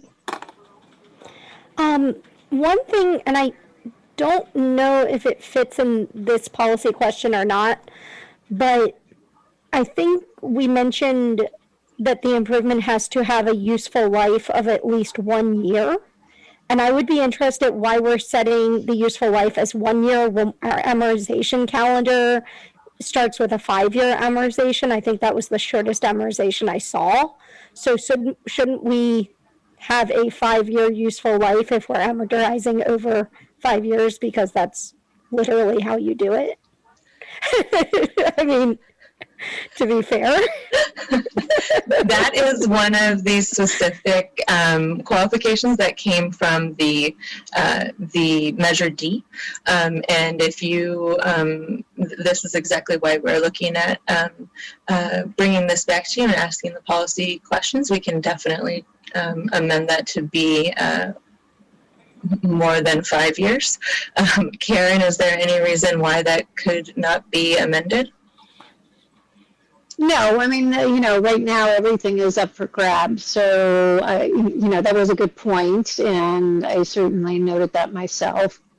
I think we would want to think about, is there something that could come up that would have a shorter life term? The main point of having it be a useful life of at least a year is this isn't designed to cover ordinary repairs. So, sure. And that makes sense. I was trying to make that distinction. That makes total sense. I guess I feel like, why bother with a petition if it's something that's in place for 13 months? Whereas if we're getting into, 48 months, okay, yeah, it makes more sense. It just seems more viable. So if we can toy with that 1 year and extend it a little bit, that would be cool. It doesn't have to be 5 years. It's just with an amortization schedule that the shortest amortization is 5 years. Kind of makes sense, but that's just me.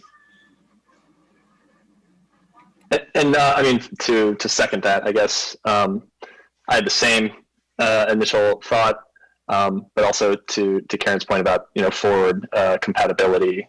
If you told me water collection buckets only last for 3 years, I mean, I think it's a worthy cause. But I guess maybe the ask would be if we could get a more flesh out the list a little bit of what the real examples are, and if we look at that list then, and of what's been claimed in other jurisdictions, maybe then we see some items that do have 2 to 3 year useful lives.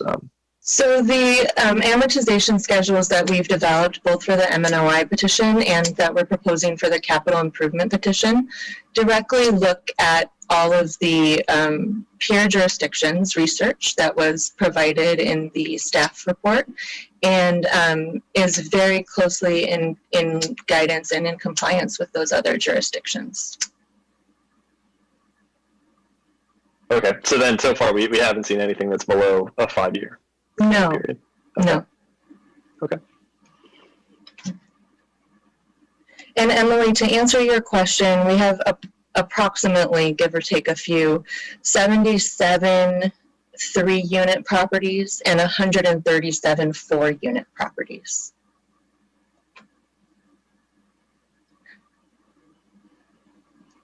Thank you for that. Out of a total of how many? You know, we have about 650 properties. Is that right, Andrea? Yeah, that's about right. Isn't it out of 15,000 units? Yes.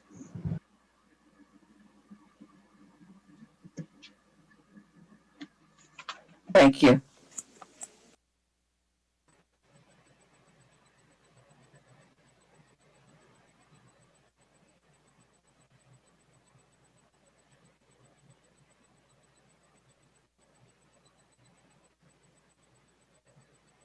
So that's 779 units out of the approximately 15,000. Thank you for that. So the second question is in reference to the actual authorized expenses. And again, I'll just pull that back up. And Matt, this kind of goes into your questions. So we have these categories here that are broader, and then this provides, more detail on those with the amortization schedules themselves. And again, these come from common practices from the IRS and from the other jurisdictions. So you'll see here, very similarly, all of the other jurisdictions have that kind of bigger category bucket that we're looking at. So again, we have the qualifications, which are the really big buckets, and then we have the categories, which tighten those buckets, and then we have the very refined buckets, which go into the actual amortization schedule. And so just like what we're proposing, Alameda and Berkeley have something very similar. And then when you start going into the more detailed ones, we have, we're very closely in line and aligned with San Jose's because they're those major improvements that we're looking at. And we did go and do an extensive review of the amortization schedules that were available. And some jurisdictions do different things for amortization. So, for example, Alameda has a 15-year amortization period. It's set at 15 years. That's what it is. Berkeley's is a little complicated. Hayward's is 5 years or longer if the 5 years would push the increase above 10% annually with the AGA. Los Angeles actually has 2 different kinds of capital improvement petitions with different amortization schedules. San Francisco has 2 different kinds of petitions, one for smaller properties and one for larger properties, and those are based on 2 different schedules determined on the size of the property. And then San Jose is, again, very closely aligned to what we're proposing, which has a detailed schedule of 5 to 20 years. So hopefully that provides a little bit more information on why we, the analysis that we've performed, and this is, again, analysis that has been performed by RHC staff for City Council for multiple processes. So we've looked at this for the soft story retrofit process and received feedback from Council for the capital improvement petition process from the soft story retrofit process. And then again, through the Measure D process, where staff brought this to Council, provided input, the RHC provided input to Council on what the RHC would like to see out of a capital improvement petition process. They received all of that, put that into Measure D, and now we've refined it further to fit within the CSFRA And because there are now other jurisdictions that have capital improvement petition processes, we've re-examined it again to make sure that we were capturing everything that we possibly could. And also, after we received the community input from the community meetings, we refined the recommendations again. So hopefully that explains kind of where we got the analysis, where the analysis came from. And let me go ahead and pull the PowerPoint back up. Okay. Is there any other feedback regarding those expense categories for this? No, they look very robust. And I like your amortization schedules. They look like from the IRS, so. Maybe one question would be, you know, I could see someone getting a full sprinkler system for the building, and that includes a lot of different line items. And the vendor, you know, has one invoice. You know, would it go line by line to look at, you know, each individual piece, and would that how would what should a landlord be thinking about before they make those improvements? Yeah, would they be, each line item would be evaluated individually? That would depend on the process that we ended up implementing, but we've seen for large scale improvements like that, something like a fire suppression system, that is actually on the authorized expenses and would go into that particular bucket for amortization periods, and for the expense would then be divided, I'm assuming, at the full cost of the expense, just like they're handled in capital improvement, the capital improvement worksheet for the current petition process. So it would follow kind of what we're doing with the current petition process and how that form is filled out. We don't have the forms made yet. So it would be, you know, determined as we move forward. I also may want to add, Matt, if you mean the one landlord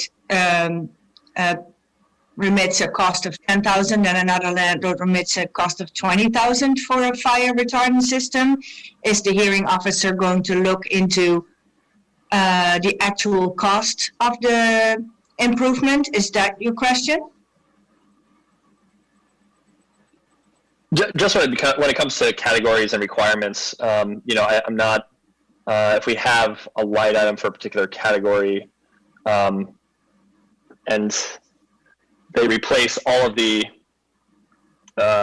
fire, yeah, like the fire alarms, right? Which is like maybe that's more maintenance, but it's part of the full fire suppression system. I guess I don't know if there's anything that we would do to necessarily write into the regs to provide guidance on that.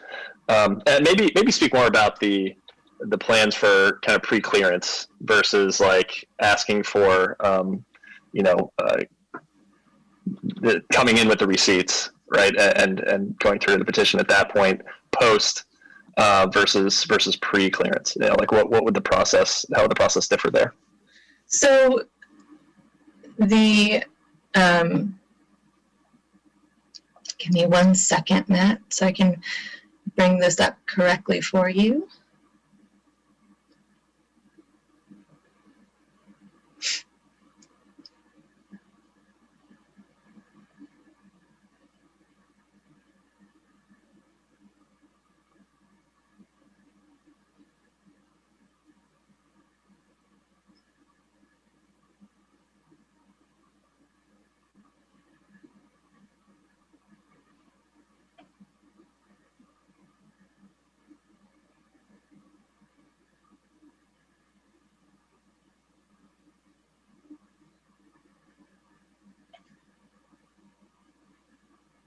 And maybe part of the answer to my question, I'm realizing, is it's kind of up to the hearing officer discretion, right? To, you know, whether something falls under a fire alarm system or fire sprinkler retardant system.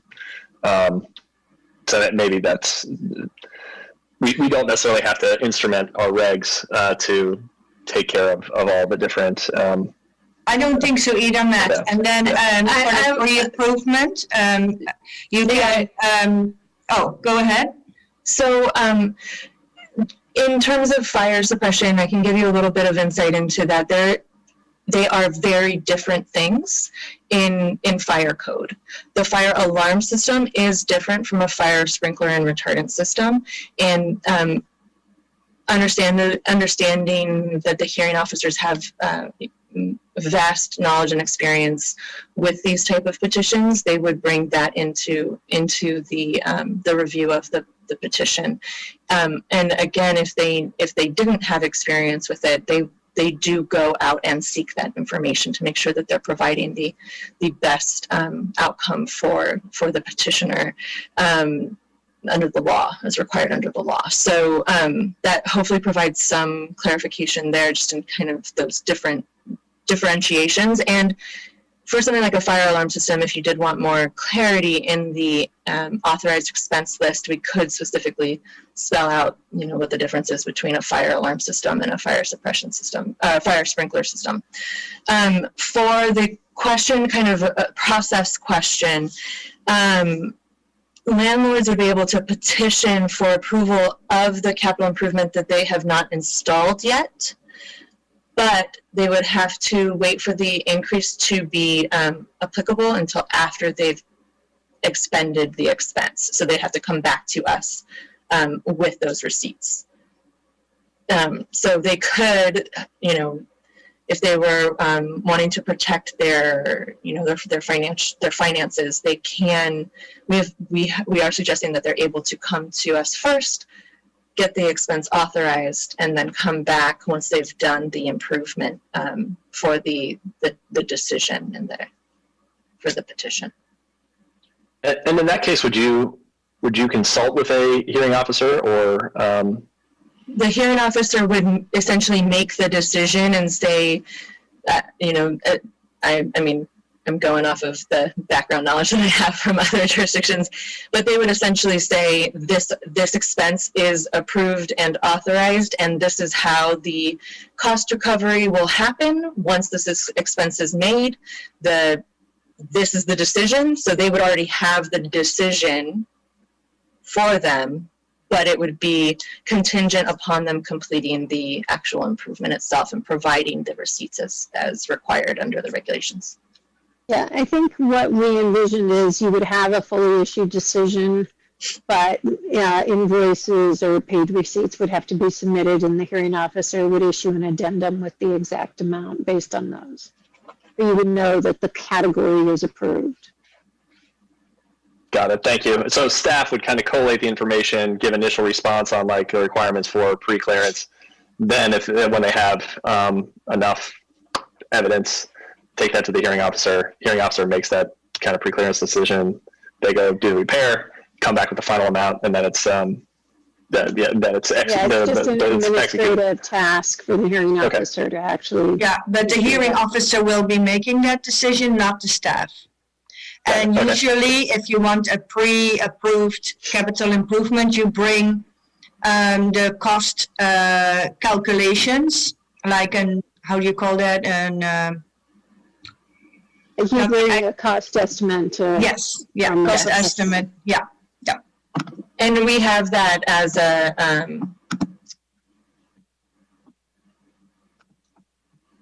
sorry, I'm trying to pull up the PowerPoint again. We have that in our documentation, required documentation, a cost estimate by a third party if the landlord is requesting approval in advance of the expense being made. So they'd have to provide that cost estimate and then come back with their invoices and receipts after the improvements occurred. Great, thank you. Patricia, while we're on that screen, sorry, I asked about it as you move it. We've referenced the evidence of loan and the interest rate. Are we proposing that the interest on the loan could be passed through as well on the petition process, or is that more just informational documentation? We do currently, for capital improvements in the MNOI petition, allow for that. Okay, perfect. Thank you.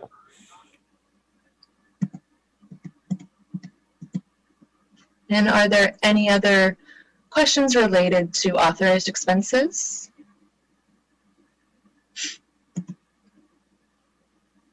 Okay, hearing none, seeing none, I will move on to the next question, which is if you have any input regarding additional documentation that you would like to add for eligibility.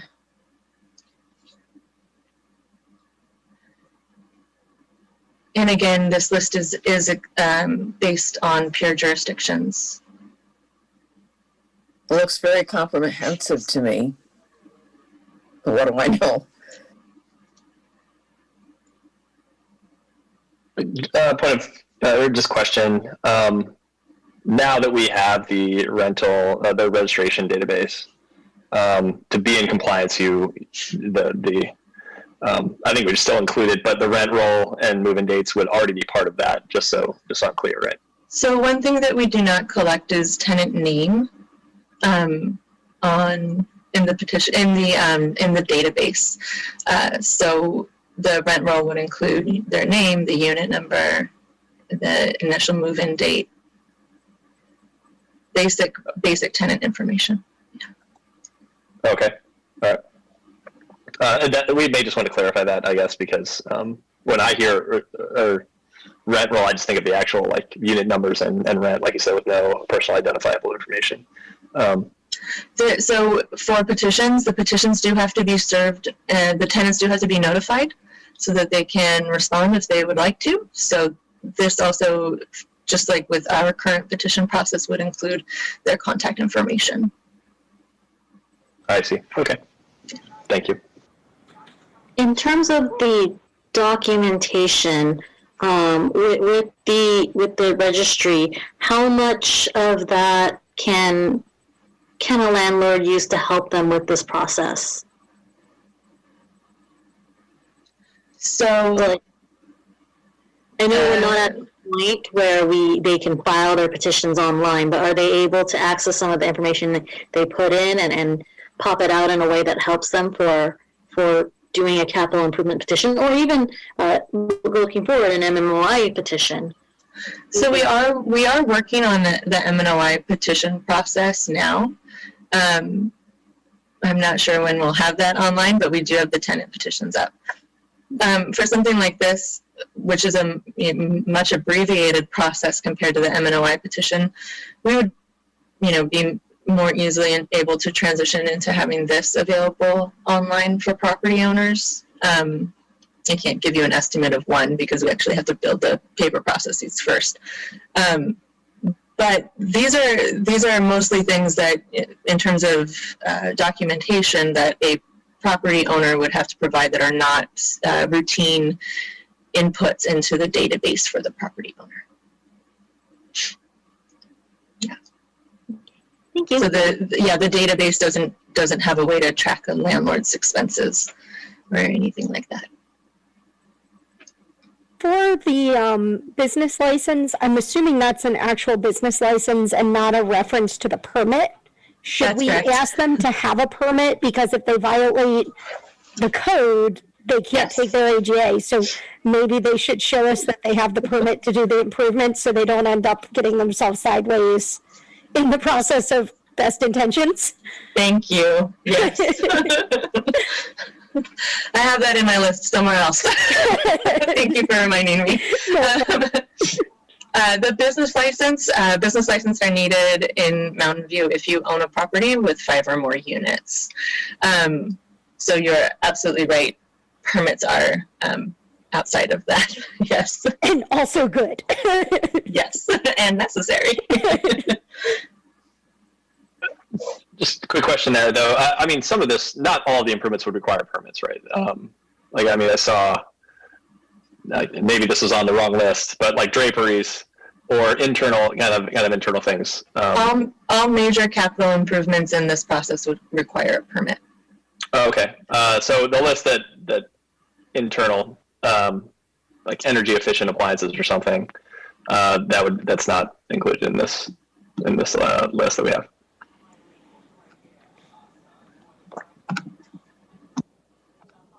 Yeah, there's two lists here. There's the one for capital improvement petitions, and there's the one for the MNOI petitions. So MNOI petitions have appliances and these big major ones that we're specifically looking at for the capital improvement petitions would require permits, except for maybe the fumigation, but I'm not sure how fumigation works. So don't quote me on that, committee member. I don't know. Yeah, and that's sorry. I trying to pull out examples on the fly, but like again, fumigation is one that I just saw that I don't know how I don't know if it requires a permit. It would be, if required and as applicable. Yeah. If we could just add that language, I think that would be good. Definitely, if it's something that requires a permit. Like the same thing for landscaping. Like I think often that doesn't. Good point. We can definitely add for the permits, just like we have for business licenses, as applicable or if applicable to the project. Yeah. Thank you. It's a good suggestion as well.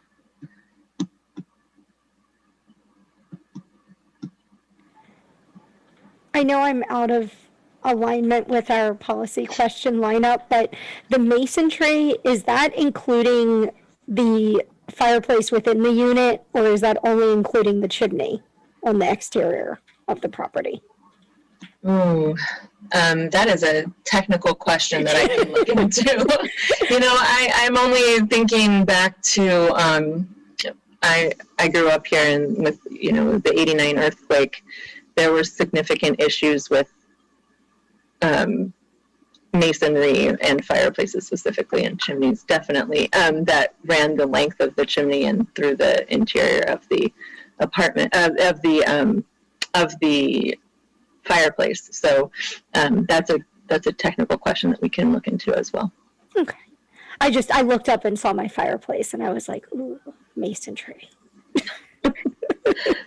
You'd assume that if it was a serious code issue, and if it affected multiple units, yeah.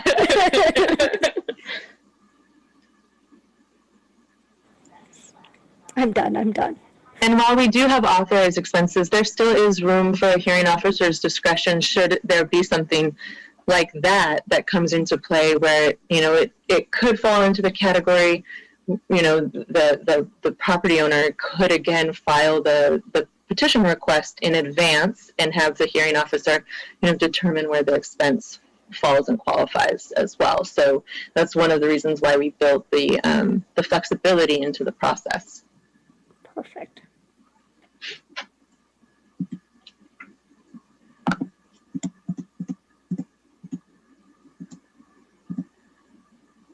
Okay, so here's the question about the share of costs.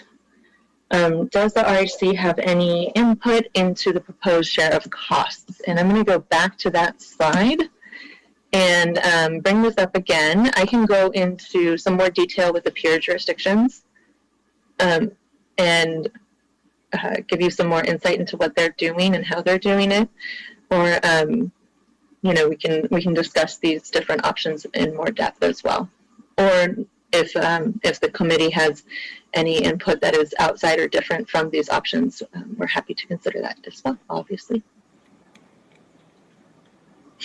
I guess just one question would be, is it just these three jurisdictions that have something other than 100%, or how do all the jurisdictions, yeah, sorry, I guess, are these the only three that are outliers? No, they're not.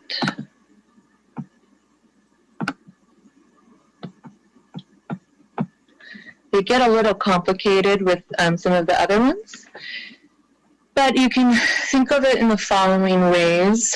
Hayward is 50% with a total annual increase that cannot exceed 10%. Alameda has a kind of complicated cost recovery standard that is This equation plus their amortization period, and excuse me if you can hear my dogs, I apologize, and there is caps in that. Berkeley has a out-of-pocket cost plus self-labor times a calculation rate, and the calculation rate is like eight times the percent of something, number of unit. It gets very complicated very fast. I thought I had that broken down here for you, but I think I oversimplified it. Let me see if I have that in my memo, my other memo. Los Angeles has, again, those two different types of petitions because they have kind of two different categories of capital improvements. One of them has a 60% cap. The other one is a 10% increase split over 2 years plus any regular annual increase, or the primary renovation cost divided by the amortization divided by the number of units plus interest. And there's a cap in there somewhere as well. There is, in San Francisco, the split between the size of the unit. And that one is 100% of costs for properties with 5 to 10 units, 1 to 5 units, excuse me. Tenants can apply for a hardship with a maximum amount of $30 per year or 5% of the tenant's base rent. For 6 or more units, it's 50% of the actual costs. Tenants can apply for a hardship, maximum amount of $30 per year or 10% of the tenant's base rent, or 100% of the actual costs, but tenants can apply for a hardship with a maximum amount of 5% of tenant's base rent with a limit of 15% of tenant's base rent.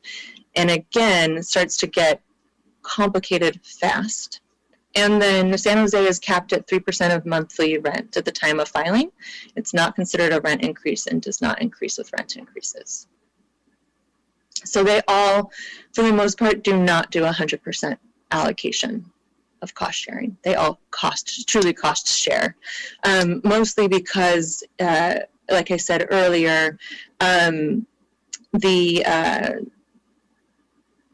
capital improvements benefit the property owner as well because they're actual improvements to their property, so they increase the property's value. And they also may be tax deductible using that whole amortization schedule situation.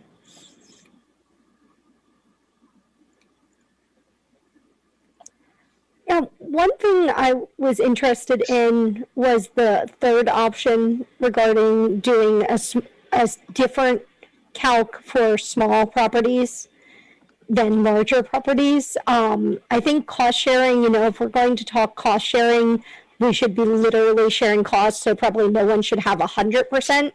But I could see doing like an 80% cost recovery for the small landlords and a 50-50 for the larger, being something that I would be interested in.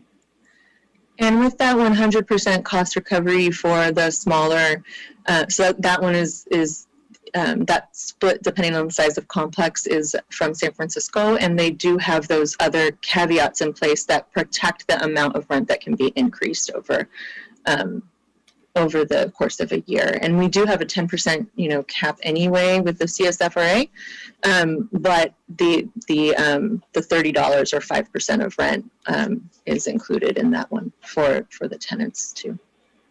And the 10% of total rent is likely going to be higher than $30 here currently in 2021.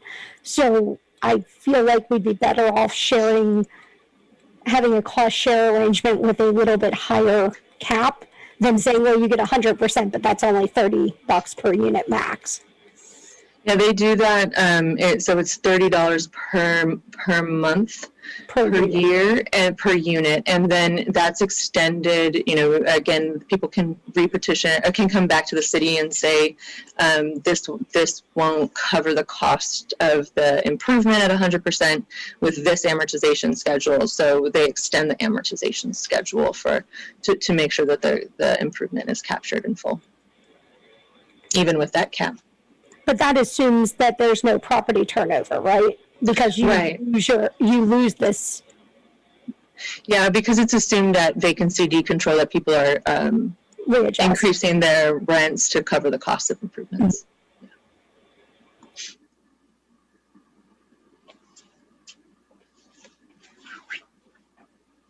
Thank you.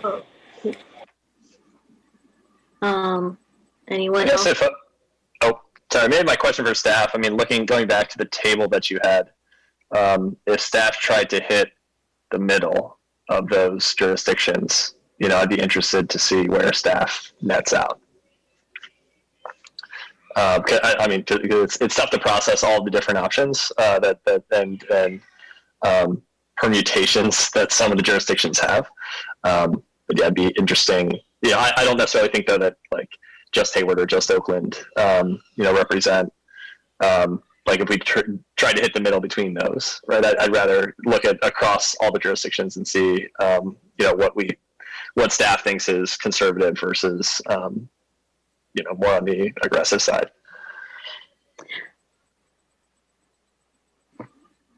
I guess I feel like that would be interesting considering that different jurisdictions run through different calculations.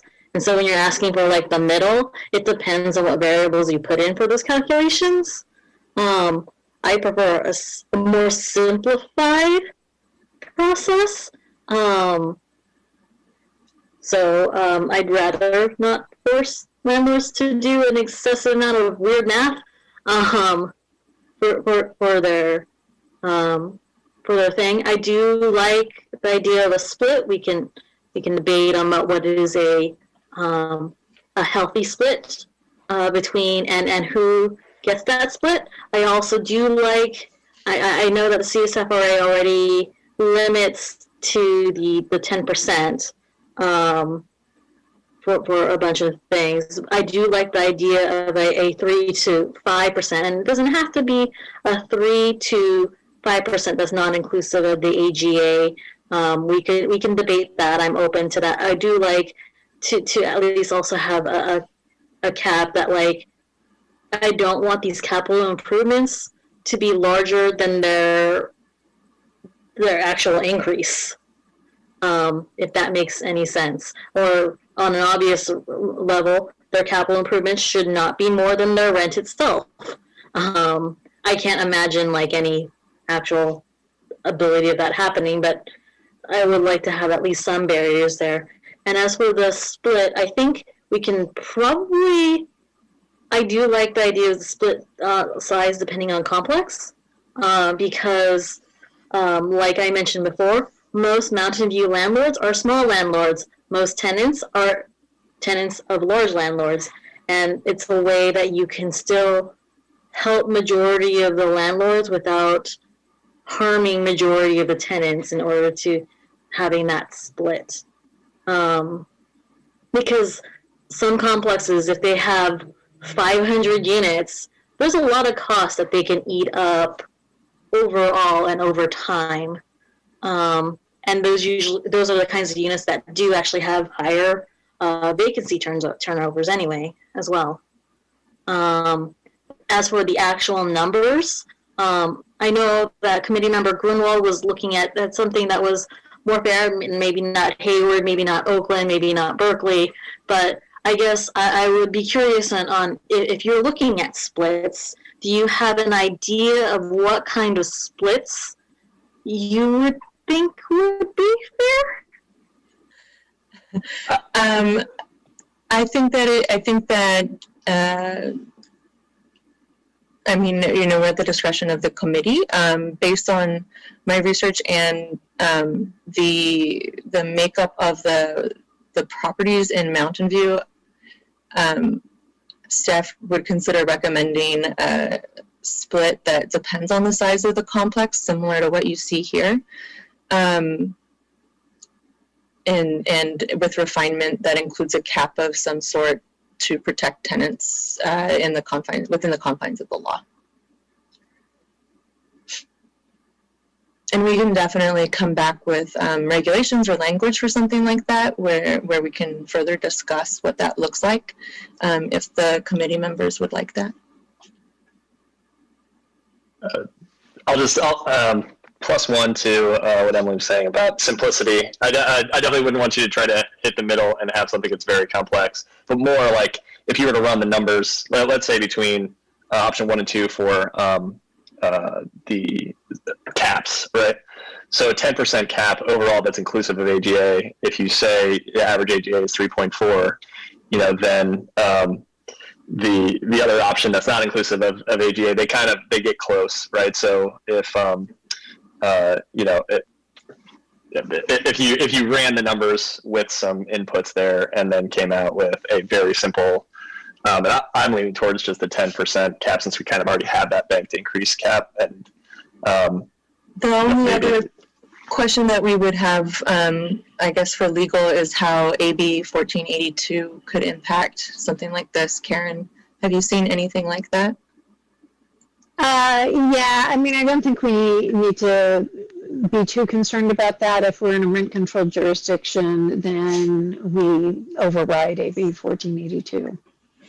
So we can go above their specified caps.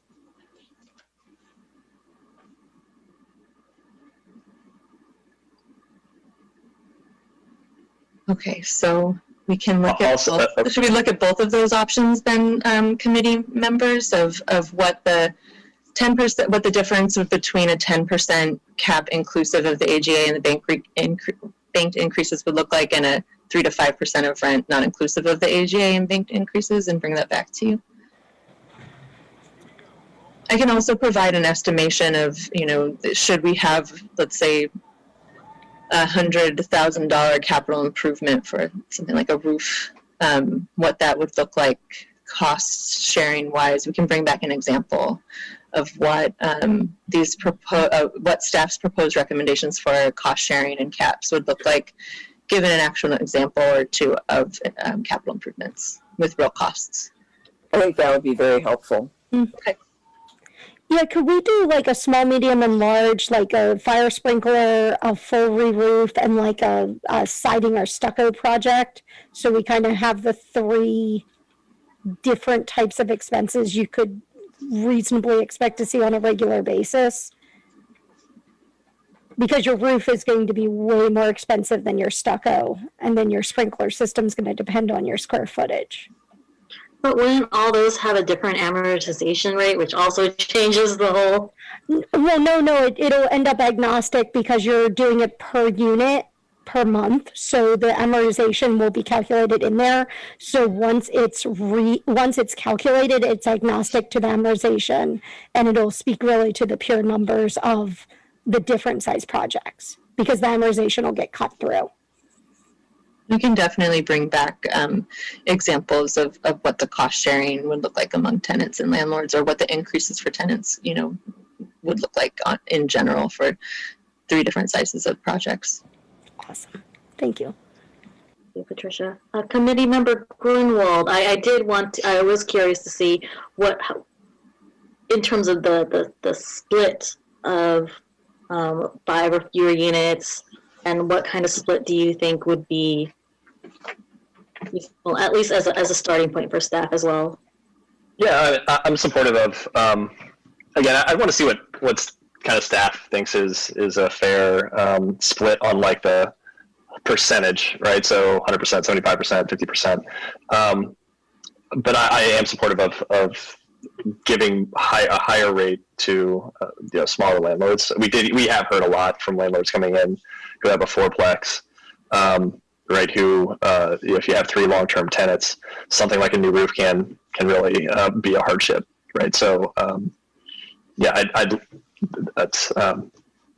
lean towards that, and even like a 3rd tier, right? I think the tier drop off is pretty significant, right? Like we have buildings that I'm not sure what the highest number of units is that a complex has in Mountain View, but I think it's in the hundreds. So you're going between 5 and everything else. So I'd be supportive of kind of if there is a 3rd tier, having it be a step down. I don't think that's too much more complex, but I will leave it to staff to factor in the complexity. We can definitely take a look at that. We have those breakdowns for the soft story retrofit guidelines that were drafted a few years ago, so I can take a look at kind of what the tiers were there and give an option that takes into consideration a little less of a significant drop-off. I like that too. Thank you. Because I do think that like 5 to 15 or 5 to 20 is space is different than, 600 units. Yeah, definitely. Okay, so that's very helpful. So staff will bring back a recommended split to the committee with actual, examples. We'll bring back that with cap options and consider a less drastic tiered cutoff for different cost sharing options. And then the policy question 6 is if there are any input regarding the amortization periods, the amortization schedule and sunset periods. I think we covered that in the previous discussion, but if there's any more input or insight to that, happy to take that into consideration as we draft our policy recommendations for you. One thing I didn't see in the sunset, and I could have missed it because this was pretty meaty, in a good way. It was like a good steak. But I didn't see where we explicitly said that if the item is no longer, the improvement has sunset due to the fact that it's been removed or replaced, you can no longer have the increase. And I think we should say that, because if somebody does the petition, they get the new roof, and then they decide they want to put on some other type of roof, like a solar panel roof or something that wouldn't be covered, that would be considered an over improvement, I don't think they should be charging for the old new roof, if that makes sense. Or if the item, so basically if the item is removed or no longer in existence, the cost goes away. Cost goes away. Yeah. Thank you. That's great feedback. Thank you. I have a question for staff. Was there an item that had a really large variance between the jurisdictions that you feel like we should make a call, or it was difficult for you to, some jurisdiction had 30 years, another had 15, that we should weigh in on? Otherwise, I think it seems like it's pretty standard. It is pretty. It is as standard as staff could possibly make it. Yeah. Okay, great.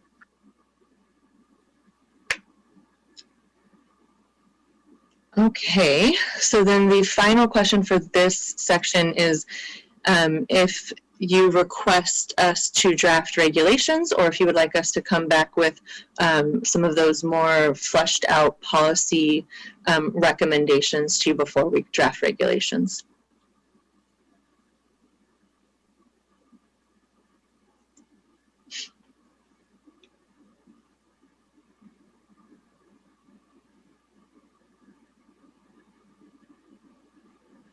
In the past, I believe we've provided our recommendations in our regulations, but we can provide further policy recommendations before we draft regulations as well.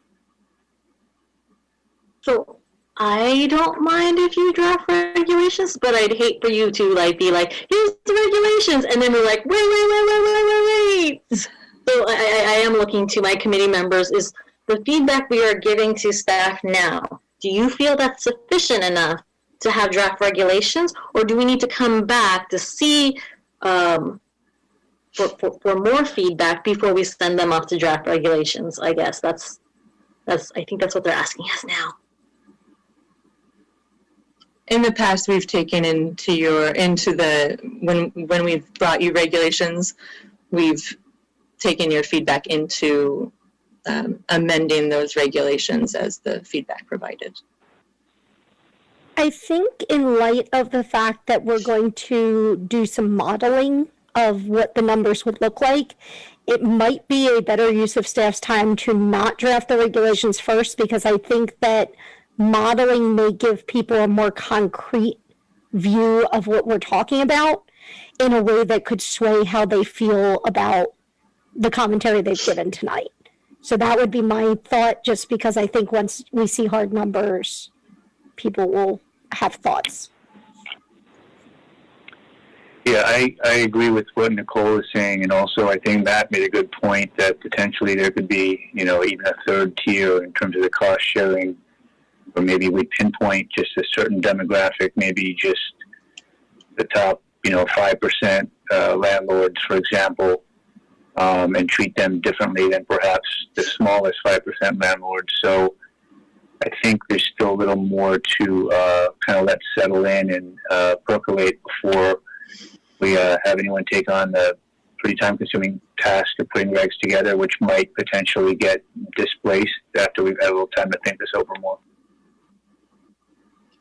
Perfect. So staff will bring back policy modeling. And Karen, would that need to be done in another study session because we're receiving feedback? Yeah, I think we could put it as a discussion item on the agenda.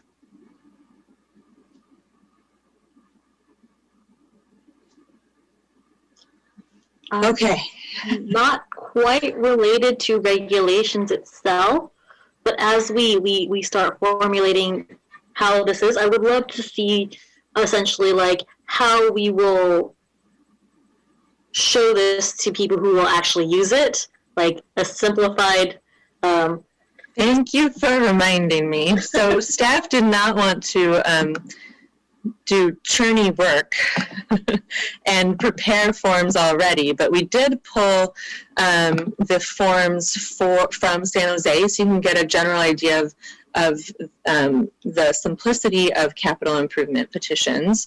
So ours wouldn't necessarily look like this. Obviously, it would look more like our forms, but they're relatively short. They provide rental property information, the landlord manager information, the reason why the petition is happening, and then unit information, and then there's the actual capital improvement portion. So this goes through all of the details. We actually provide a much more extensive supportive workbook and form, which and they do as well for their capital improvement petitions. But it is not currently available online. They switched over some stuff, and I can't seem to find it anywhere, but I know it exists. So they have this where you describe your project, and then they have the costs, the units benefiting from it, the date the project was completed, and the permit numbers. And then they go over the actual details. So there's a spreadsheet that exists for the calculations. We would have that as well. It would be an Excel spreadsheet that would help them auto-calculate as needed. And we are working on that right now for an MNOI petition, so it would be very easy to create for the capital improvement ones based on that. The costs, copies and invoices, and then something very similar to this, a simple amortization period with very basic instructions. So as you can see, it's a lot less of a bulk petition process than what we currently have. And as far as outreach and information to property owners, we would do, of course, extensive outreach to both property owners and tenants so that everyone can be informed that this process exists now. Does that help answer your question a little bit? Yes. Related question or idea, but I know we plan on eventually moving the full MNOI petition to the software, right there, to online submission. And I wonder if we were, if we were to approve, this process, and this is a much simpler form, like, is there a world where we first develop this as something that can be submitted online, and then develop the full MNOI, which I know is much more complex? That is how we would. That is how I would recommend doing it. Exactly. Okay. Committee member, we have the infrastructure built for the tenant petitions, which are much more similar in terms of number of pages and all the things that need to be supplied for the petition to this. And those are already up and running on the database for tenants. So we can use a lot of the same infrastructure that we've built internally on the back end for this process in the system going forward. We would still have to prepare and create all of the paper processes first. A very large percentage of our smaller properties are owned by people that are often more comfortable with paper-based forms. So we would definitely want to get those processes in place first. And then, at the same time as we're kind of working through that, be working with our third-party vendor who does the building of the ability to apply for petitions online too. So I foresee that is totally, completely doable. Yeah. Great.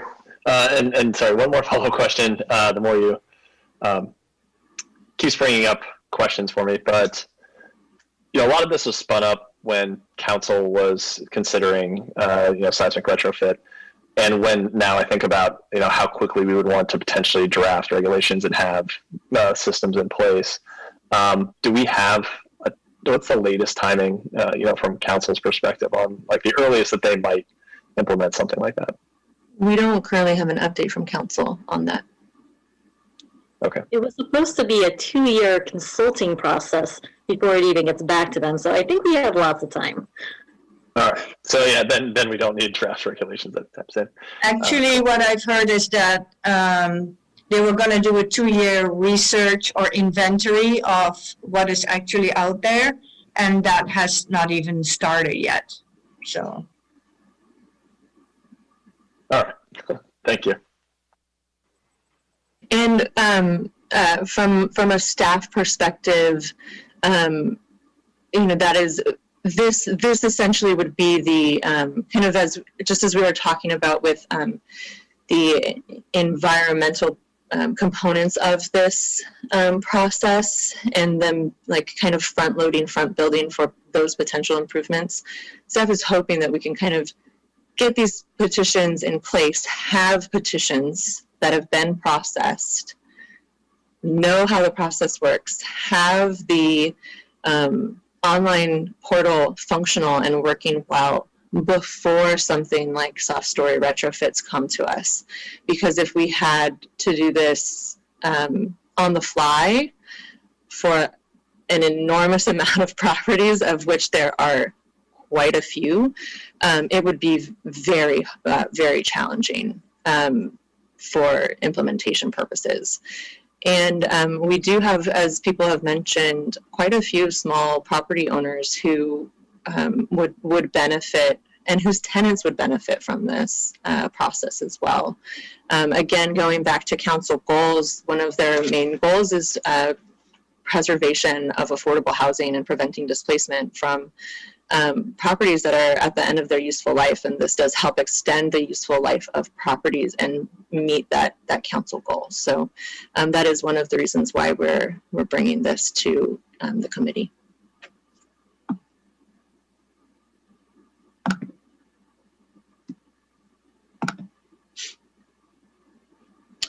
Okay, so are there any other questions or policy feedback that the committee would like to share regarding this process? Oh, the only thing I saw that was in the packet but we didn't really cover is if we're going to do the joint petition where... That's up next. Okay. Then I'll just be quiet for a moment. I wanted to get through this one before we jumped into that. Ignore me. Okay, so speaking of, we're going to go through this as quickly as possible.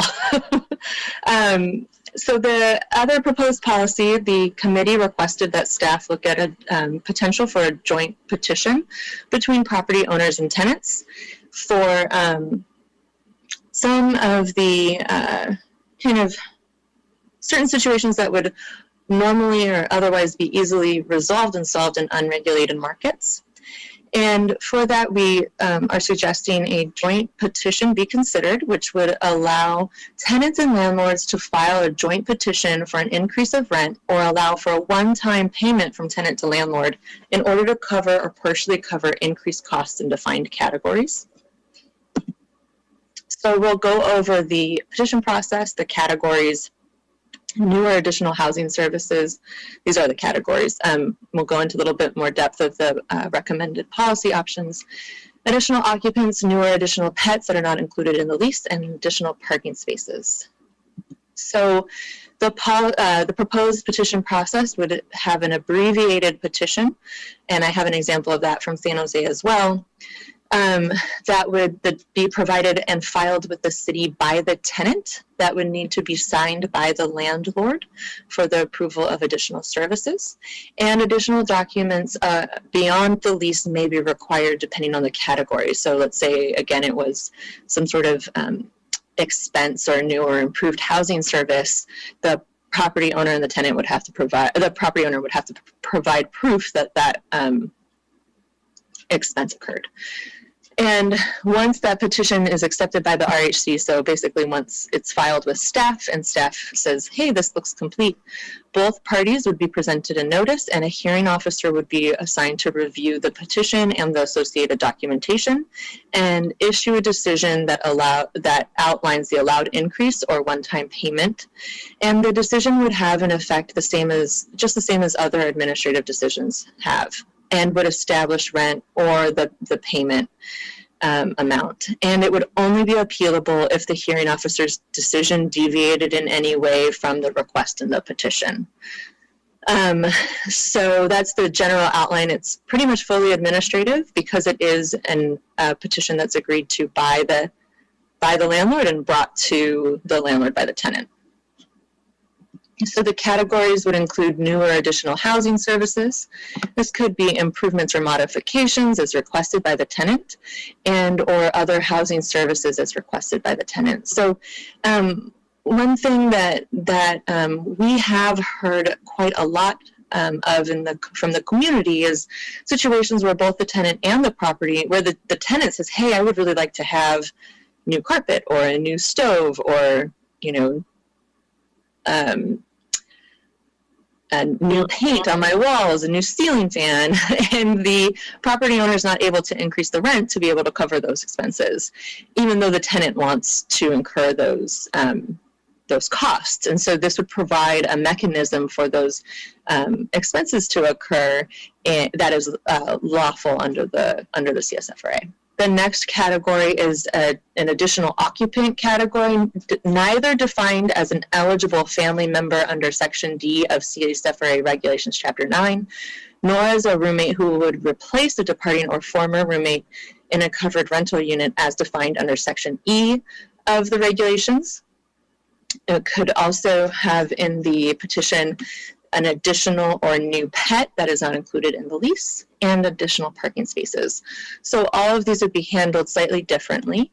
For improvements or modifications or other housing services as requested, we recommend that tenants and landlords have the ability to select their preference of two choices for cost recovery, both that are capped, an amortized temporary monthly rent increase with an agreed upon cost share between tenant and landlord that would be similar to what we're proposing in the amortization schedules, or a one-time payment that would not exceed 5% of annual rent, so as not to be too much of a cost burden to the tenant.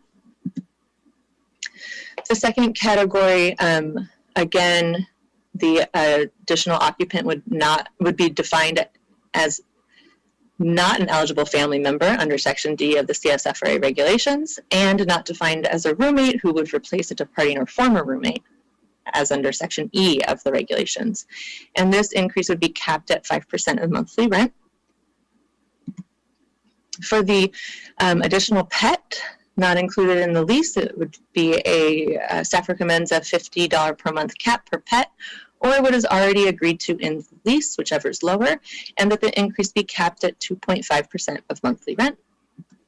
And for the additional parking space, the additional parking space is not included in the lease, and the expense is capped at $50 per month, or what is already agreed to in the lease, whichever is lower, and the increase is capped at 2.5% of monthly rent.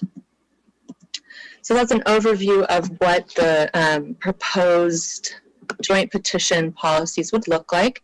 And let me show you just an example of what the San Jose form looks like so you can see how short it is. So again, this wouldn't be exactly what our form would look like, but is a good jumping off point to provide it as an example. So it gives you the property information, what the grounds for the petition are, and the tenant information. And then it goes into kind of details about what the expense is or the adjustment is, and the landlord manager signature, and then the tenant's declaration, consent, and the landlord manager information. So that's what's submitted, again, with the appropriate documentation, so a lease and the cost of expenses, the invoices, etc. And they have some more things that we would, want to work into our regulations as well. The regulations are very simple for this process. But again, there are the things that, building permits, those kind of important things that would need to be considered if a larger improvement was being done that was agreed to by the tenant and the landlord. So that is a quick overview of this. And I did want to mention that, we do have our mediation program in Mountain View. And for this particular process, where we are recommending an actual petition process here, because while capital improvement and associated cost sharing between the property owner and tenant may be voluntarily agreed to in a mediation process through our mediation program, a tenant could later dispute that charge as an unlawful increase in rent based on the basis that the CSFRA prohibits a waiver of the tenant's rights, but the joint petition process would prevent a subsequent waiver argument. So this really fits into the confines of the CSFRA and, protects a situation where a tenant's agreed to this increase for these reasons, and then if they came back with a petition against those costs, that would not be allowed because the decision is a final decision through our process. So going over that, we do have two policy questions here, and the first one is, do you have any input regarding the joint petition process? I like it a lot and it makes me happy, but could we add to the parking space, could we also add storage unit? Because I kind of see those as the same thing, but I think storage units got forgotten. Yes, we can definitely add that in. But I'm super excited pets are in there. That made me really happy. And that was it. I'm personally not a fan of pets, but I don't yuck other people's yum. So one question I had, as you talked about the mediation process, was like a methodology that people would solve through this. Is there a way that we can connect the two? So like if they do mediate things, like we tell the mediators, hey, as you finish up, please have them fill this out. I don't know if there's a way we can do that, because I know that mediation is under the city and not necessarily under RHC. So if there was a referral to mediation that fell under this process, it would probably be reversed, where mediation would be referring them to come to us and say, hey, there's this great, you guys are willing to work together, so use the joint petition process to solve this quandary together instead of coming to us. So we would work with the mediation program to just establish the channels, just like we had when we started this CSFRA petition processes and the protections built into that. We would just do the same thing that we did in the past and get them to actually send people to us.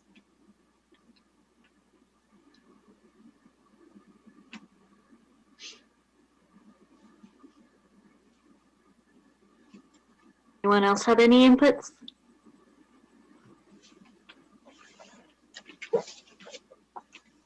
I get one clarified question. So, if a landlord had a no pets lease, and the tenant, wants to add a pet later on.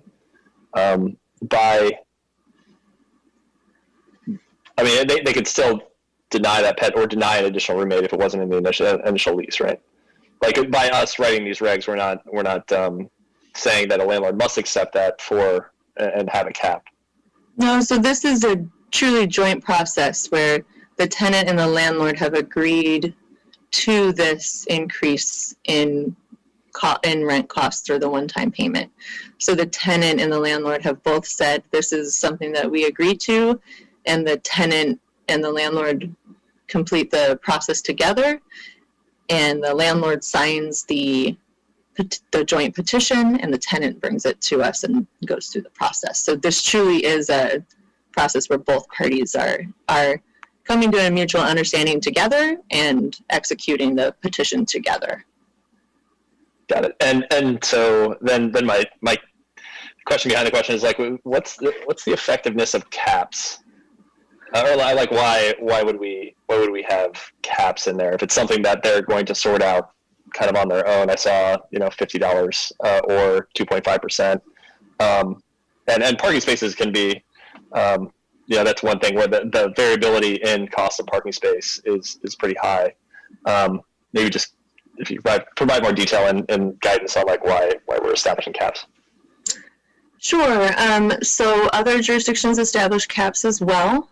It is still protective of the tenant in a situation where there is a potential power imbalance, and we want to take that into consideration for these regulations too. And we do have the caps associated with the law itself, so it takes into account those as well. Okay, and the caps are pulled from SAME, just kind of a survey of the other jurisdictions. Mm-hmm. Okay, thank you. I guess there's nothing, so hypothetically, I'm moving far ahead here. So hypothetically, if we do find that the caps are too onerous and you see like a pattern, we can work on raising that, correct? Mm-hmm. Of course, yeah, they're your regulations. So if in the future, if you want to take a look at them again, you most definitely can as a committee, just like all of the regulations.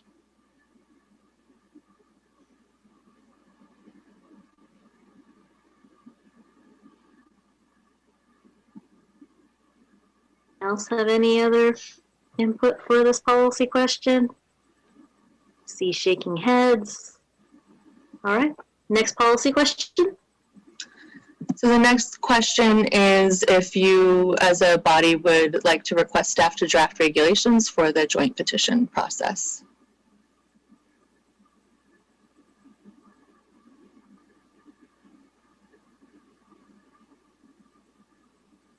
Don't all hop in at once, y'all. Yeah, I mean, I guess pursuant to my last conversation, I see, if I'm reading it correctly, for additional parking spaces, it would be a $50 or whatever the other parking space is, whichever is lower. That feels to me like something that's not, that you get, since it's a joint, and they're both coming together. I would revisit, I think, those amounts maybe. That'd be my recommendation. But otherwise, yeah, I mean, I think the joint, having, per your point about future protecting against either party coming back and saying that it was different what they had agreed upon, I think that's a useful, it's useful to have the joint petition process. But yeah, it's just the amounts, I think, that I'm uncomfortable with. Yeah, I think seeing regs would be cool. I to Matt's point about the amounts, maybe I think the caps are in there to ensure that it's not a discussion of, hey, I'd like to get a second pet, or I'd like to get a second parking space, and then the landlord goes, great, I'm going to charge you $700 for that privilege because I can't get an increase as high as I want without breaking the AGA. So I'm going to add it in here to pad it. I think that's why the caps are in there. So maybe instead of the caps being a dollar value, maybe we use a percentage only and stick to that 2.5%. And that's generally speaking going to get you over $50, which I think is, to Matt's point, $50 for a parking space. I definitely do understand that's fairly low. And even a lot of times for pet rent as well. So I could see maybe doing that as a percentage in the draft regs.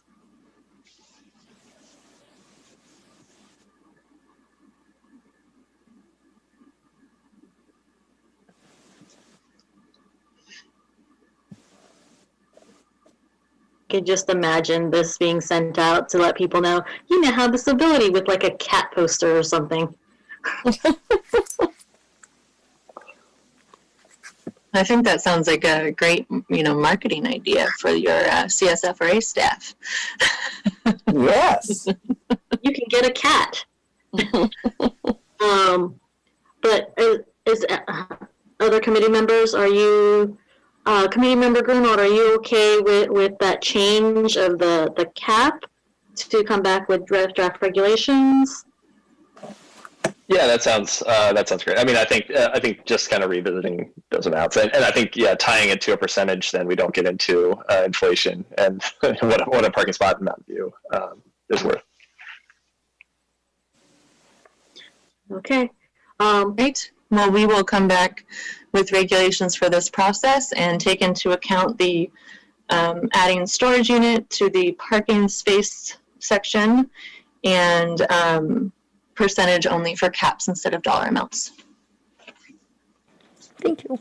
I do want to recommend that once we bring the regulations back, we bring them all back. We don't do partial regulation. So next session, you want to see some modeling and some further feedback. And then once we're ready to put the regulations out, we'll add this joint petition part to the regulations, if that's okay with the Rental Housing Committee. That makes a lot of sense. Mm-hmm. I guess, Anki, it's tough to get a sense for which of these would be most popular or urgent. Would you decouple it? Would you want to decouple these two, or I don't. Does it make more sense to package? Okay, package. No, I like to package them all together. Yeah. Cool. Patricia, does this conclude your staff report? If there's no more feedback about this policy item, it would conclude my staff report. Because I do believe we still need to go to public comment. We do still need to go to public comment. So yes, if there is no more feedback or insight about these two options, we can go to public comment. Karen, do we need to receive public comment on a study session item? Yes, we should. All right. So, would any member of the public on the line like to provide public comment on this item? If so, please click the raise hand button in Zoom or press *9 on your phone. Staff will keep time and announce when 1 minute remains. We have one hand. Go ahead, Edie Keating. Thank you. I think I'll make up for being one by having lots of comments, and I hope maybe you'll let me run over. I'll try to be fast. So, on the last item, just to go there while it's fresh in everyone's mind, with the pet extra rent as an example, an open question is, will that be subject to the AGA or not subject in a frozen amount forever and ever? For you to consider, it should just be clear. As far as how much to limit what tenants would pay, I think there's one beautiful solution that I kind of like, 5%, because the max 5% from the AGA and the max 5% on a capital adjustment improvement add up to 10%, the max in the other section of the CSFRA. So I would just ask you to consider that. To give an example, my rent is $2,200, and I've chosen to have a rather lower rent than many people by living next to the very noisy train tracks. It's a good deal for me to have that extra discretionary income. At 10%, that would be $220 extra a month that I would have to find in my budget. That would not be trivial. And to some people who are putting kids through school or have made commitments to help fund other family members to survive, it's really not trivial, and it might be a higher amount. So that 10% is not easy, and come below that. I think it's a moral hazard if you ever, for any landlord, allow 100% cost reimbursement through this, because some might, not all, but some might start looking at what can I do rather than what do I need to do or want to do, and just do improvement after improvement because they don't pay for it. So every capital improvement should have a cost share with some, significant amount paid for by the landlord. And 1 minute remaining. there's always the MNOI process available. So don't worry if not everything works out through the capital improvement process. It's the amortization schedule we saw, echoing committee member Grunwald's comments, it should have citations to where the code makes it required. And an air conditioner is not a required item. Many apartments don't have any air conditioner. There are other things, many things that are not required. Car chargers are not required. But so that means that the voluntary petition, the joint petition, should stay far away in concept from fair rate of return, because fair rate of return would not allow, for example, an electric vehicle charger. But that's something that we want. May I have a few more minutes? May I have 2 more minutes? I'll allow that. I'll try to go under. Thank you. So, another, the staff report pointed out that another way for rents to raise is through vacancy decontrol. And I think it would be a small step without asking the tenant to move out and then move back into the same apartment to call the joint petition process voluntary decontrol. And I think that would be cleaner if, there's a need to talk about what makes it allowed than putting it under the fair rate of return process or section, because there may be things that are not allowed or excluded from the fair rate of return that people would like to have included in their voluntary joint petition process. And then another question I have is, the landlord has an obligation to maintain the building that the tenant moved into with the services, including a pool or perhaps central air conditioning. So if something that exists breaks, part of me is pretty comfortable with, that there are some building standards about how should a pool be or how should an air conditioner function.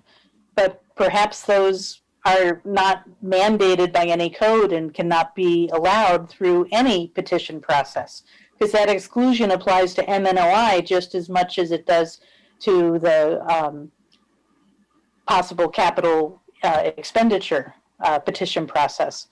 So, I just wonder about existing versus new. And to me, with air conditioners not required anywhere, adding new air conditioners would be a clear violation of the CSFRA, and so can't be part of any petition process.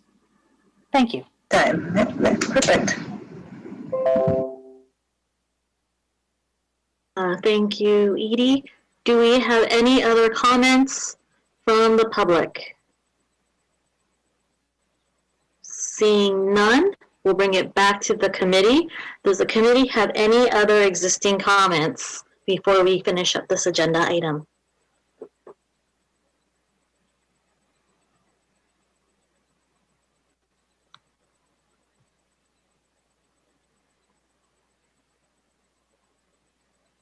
guess a quick question is, oh, Committee Member Grunwald, did you have comment? Yeah, you saw me unmute. I was just going to say, I mean, I think, while in theory I agree, I think the point about air conditioning is interesting, but you could, you know, in Mountain View, we are getting more and more days that are over, you know, 105 degrees on an annual basis, and you could see where someone may have initially gotten into a unit, no air conditioning, didn't think it was needed, and then they're in long term.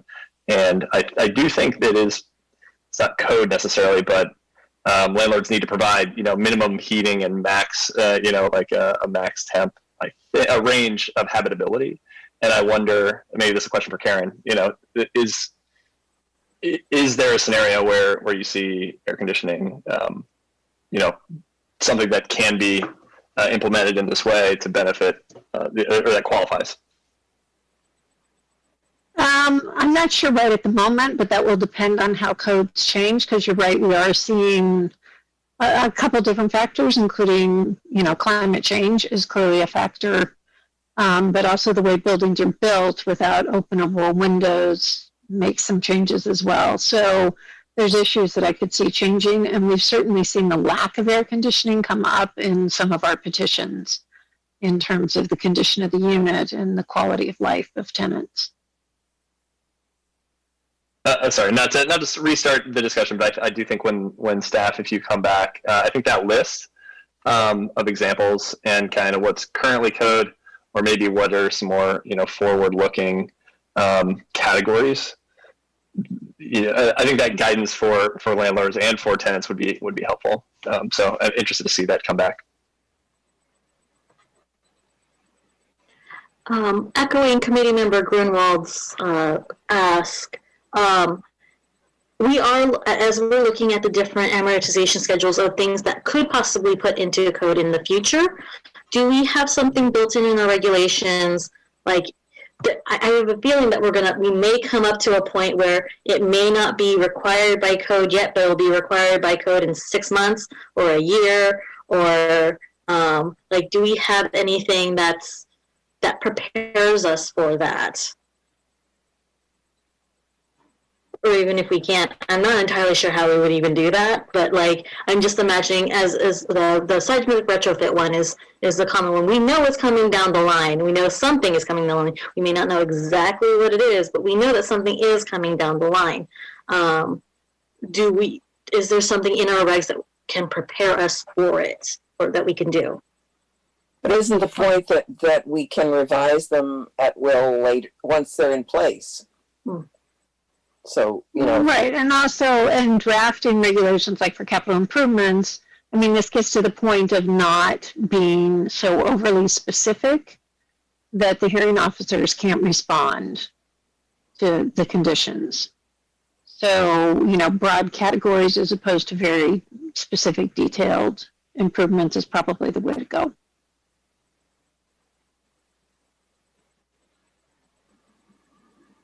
And so when you're looking at the, if you were to go back and look at the amortization schedule, I can pull it up one more time too.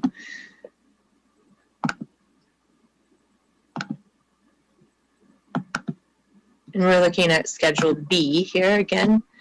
So like we have here, the categories are really the broad, those broad improvement areas, right? So,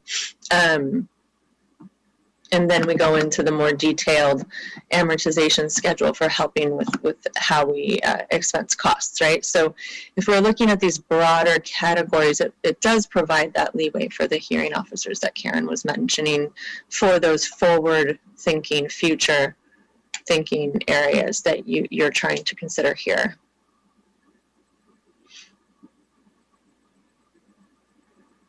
So we are trying to conscientiously build in those opportunities.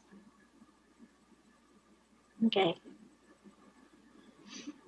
Thank you. I worry sometimes because if we play a chicken and egg kind of game with council, it gets a little bit complicated.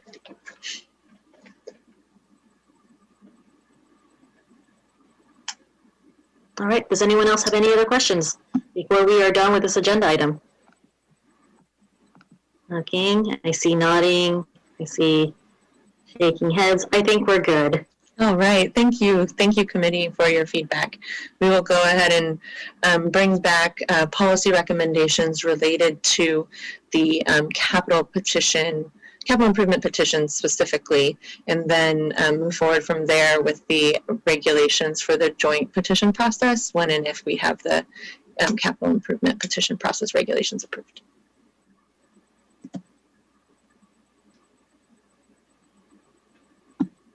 All right, now we move on to item 8.3, update on recent legislation, proposed legislation, and relevant case law, and we have a staff presentation. Yes, and given the hour, I'll try to keep this brief. There is a memo in your packet on recent legislation. As I indicated in the memo, it was a pretty light year for the legislature. Most of the attention was focused on 3088, which was the eviction moratorium, which I'll talk about in a minute. There were really only 3 other bills this year affecting landlord-tenant issues.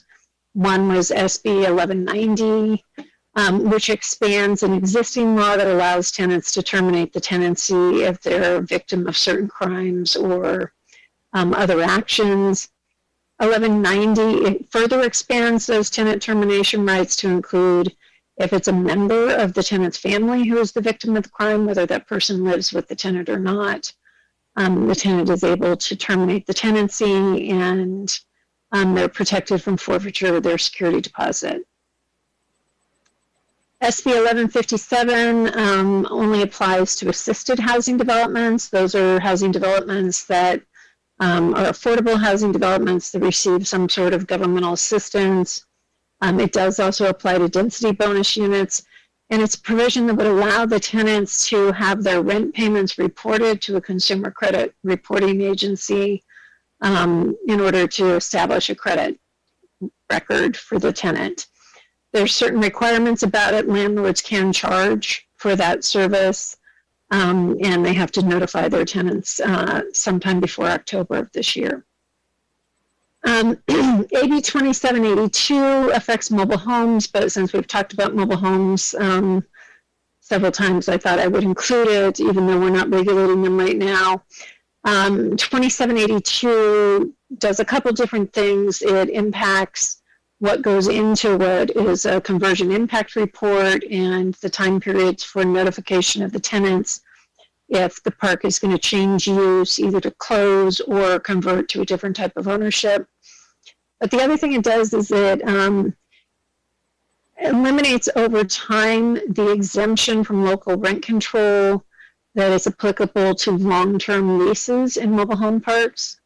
So any long-term lease that was entered into after February 13th of 2020 would not be exempt from the local rent control ordinance. And beginning January 1st, 2025, no long-term leases will be exempt. And then just going back, 3088 we've talked about before, but as of today, there is an extension bill that has been drafted and is expected to be passed and signed by the governor by the end of this week, because most of 3088's protections for tenants end at the end of this month. Under the extension bill, the protections would remain in place until June 30th, 2021. So tenants who are impacted by COVID and are unable to pay their rent would not be subject to eviction as long as they pay 25% of the rent that is due, and they have to make that payment by June 30th, 2021. There are a lot of other provisions in the bill, and it is pretty complicated with lots of twists and turns that we're still trying to digest. It does also include a landlord and tenant relief provision. The state will be setting up a relief fund that will be allocated to local jurisdictions to be used for rent relief.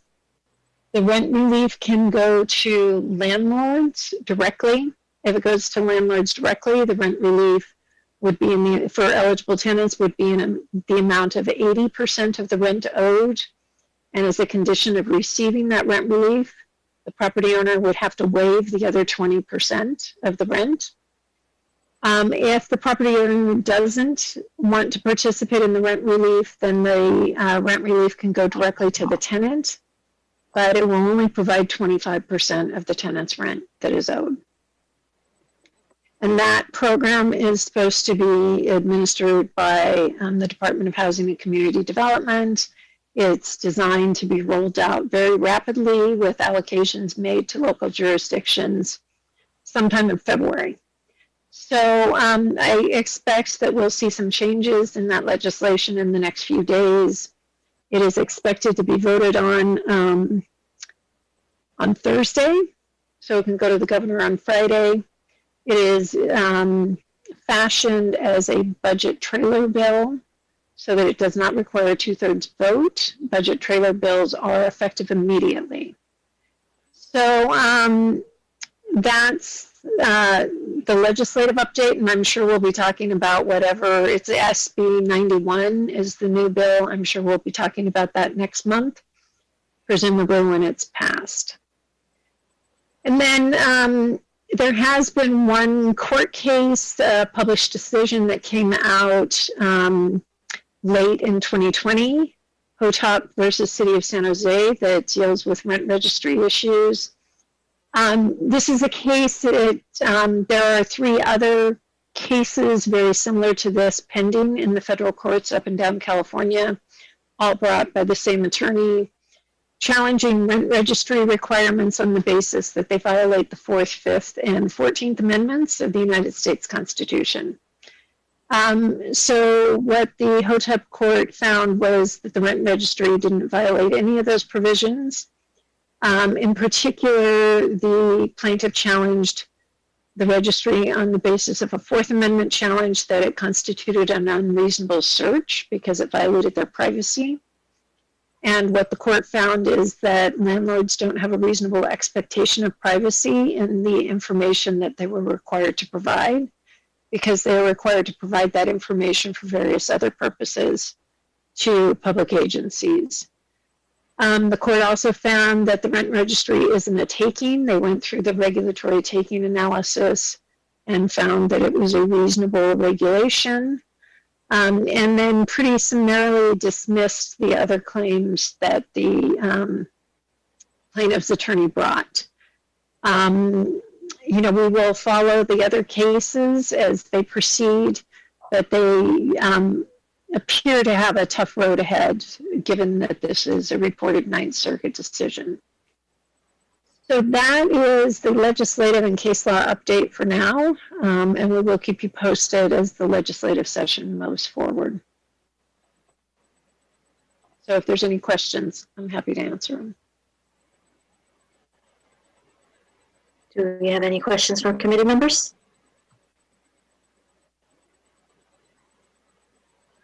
Seeing no questions, we'll go to public comment.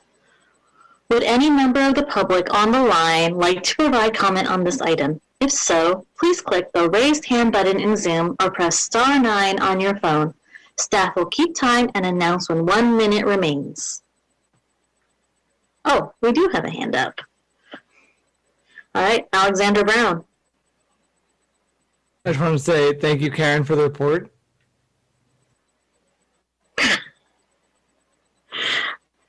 Thank you, Alexander Brown. Any other comments?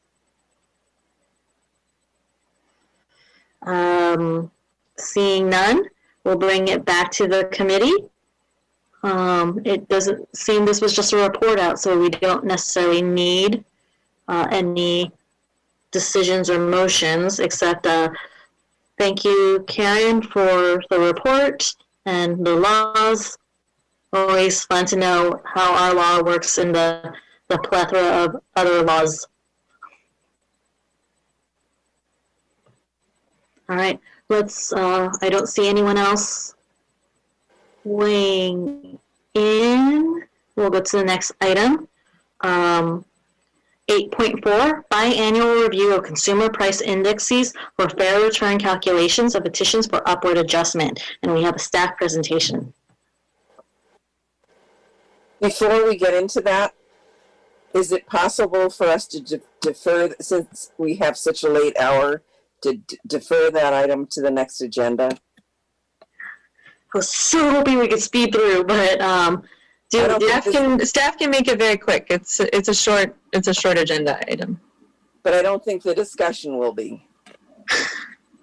I'm looking at the other committee members. Is there appetite to push this to a future meeting?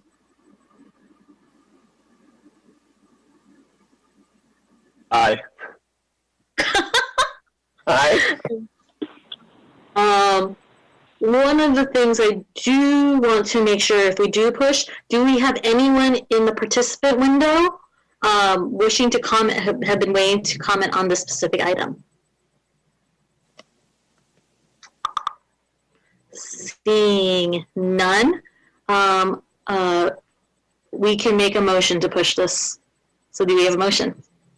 I'll make a motion to defer this to the next meeting agenda.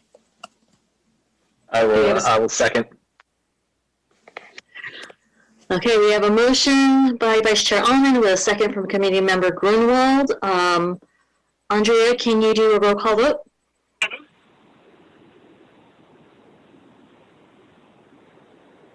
You're muted.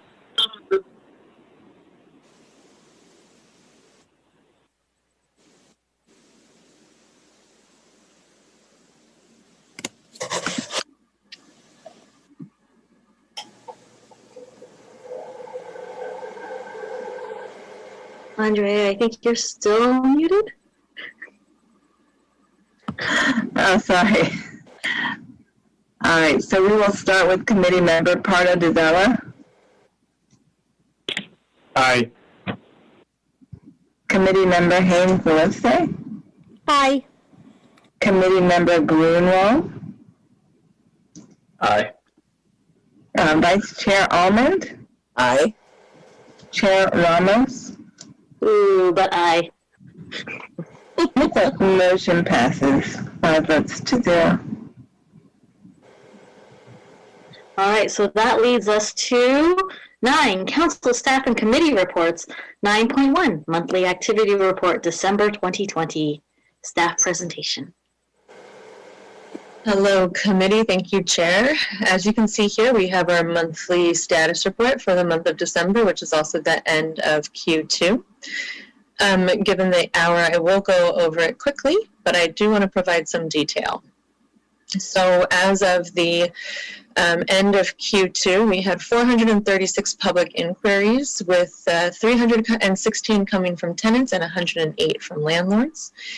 And 86 of those were provided as bilingual services, which represents 20% of all inquiries. This is a significant increase from last year, which means that some of our outreach to this particular community has proven effective. So we can hopefully take some of that correlation, not causation, inferences there. And as you can see here, we have the public inquiry topics, and we added in a new category for security deposits. So some of the data numbers have changed from other CSFRA, the other CSFRA categories. So we broke it down a little bit more for you. I also want to mention that the bulk of the other CSFRA this year is related to COVID, and we do have the subset COVID categories there, with the majority of those requests being related to the eviction moratorium and for people that were unable to pay their rent. We have completed 14 workshops with 120 attendees so far. This does not include the work for the eviction moratorium that we've done, which I'll also provide an update on in the next slide, the next group of slides. We've had 23 clinics with 19 attendees. We hold these every Friday now, so they are our office hours instead of clinics, and we have people attending most Fridays. They're done through Zoom.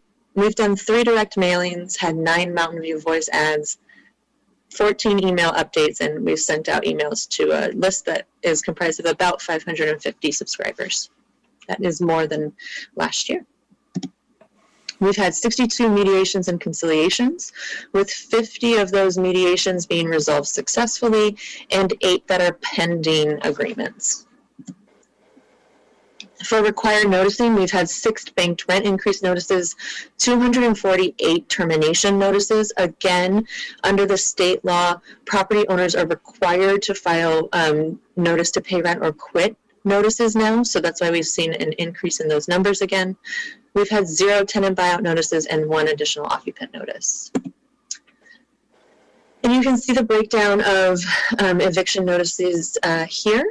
Again, we've had an increase in those failure to pay rent notices for the end of Q1 and all of Q2 because of how the eviction moratorium was rewritten for AB 3088.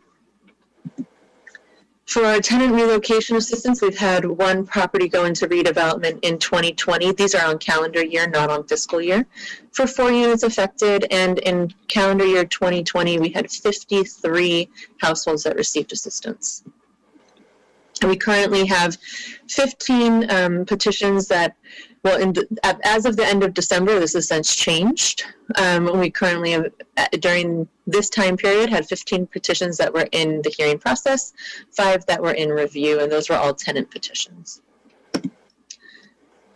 Vacancy rate data looked as followed. You can see this here. For fully covered units at the end of December, it was 10%. According to CoStar. Once again, this is CoStar data only.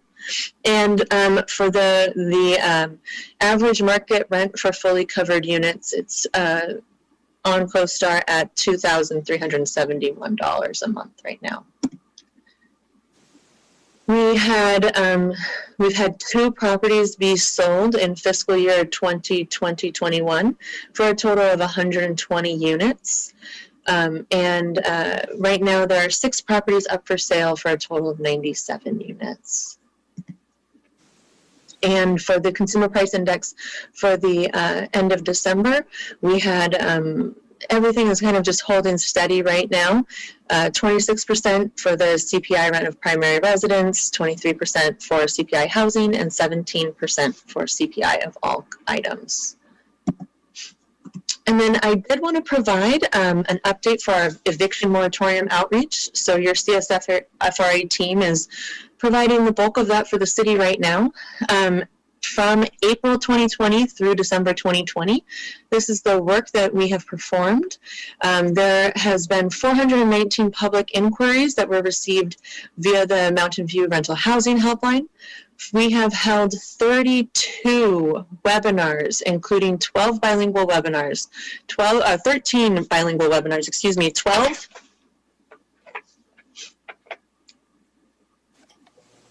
technical difficulties, 12 in English and Spanish and 1 in English and Chinese.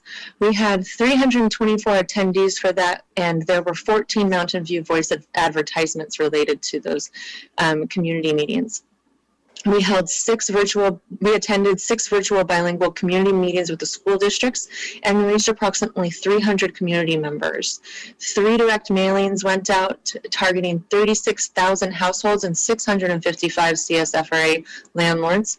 1 informational packet was sent to 655 landlords.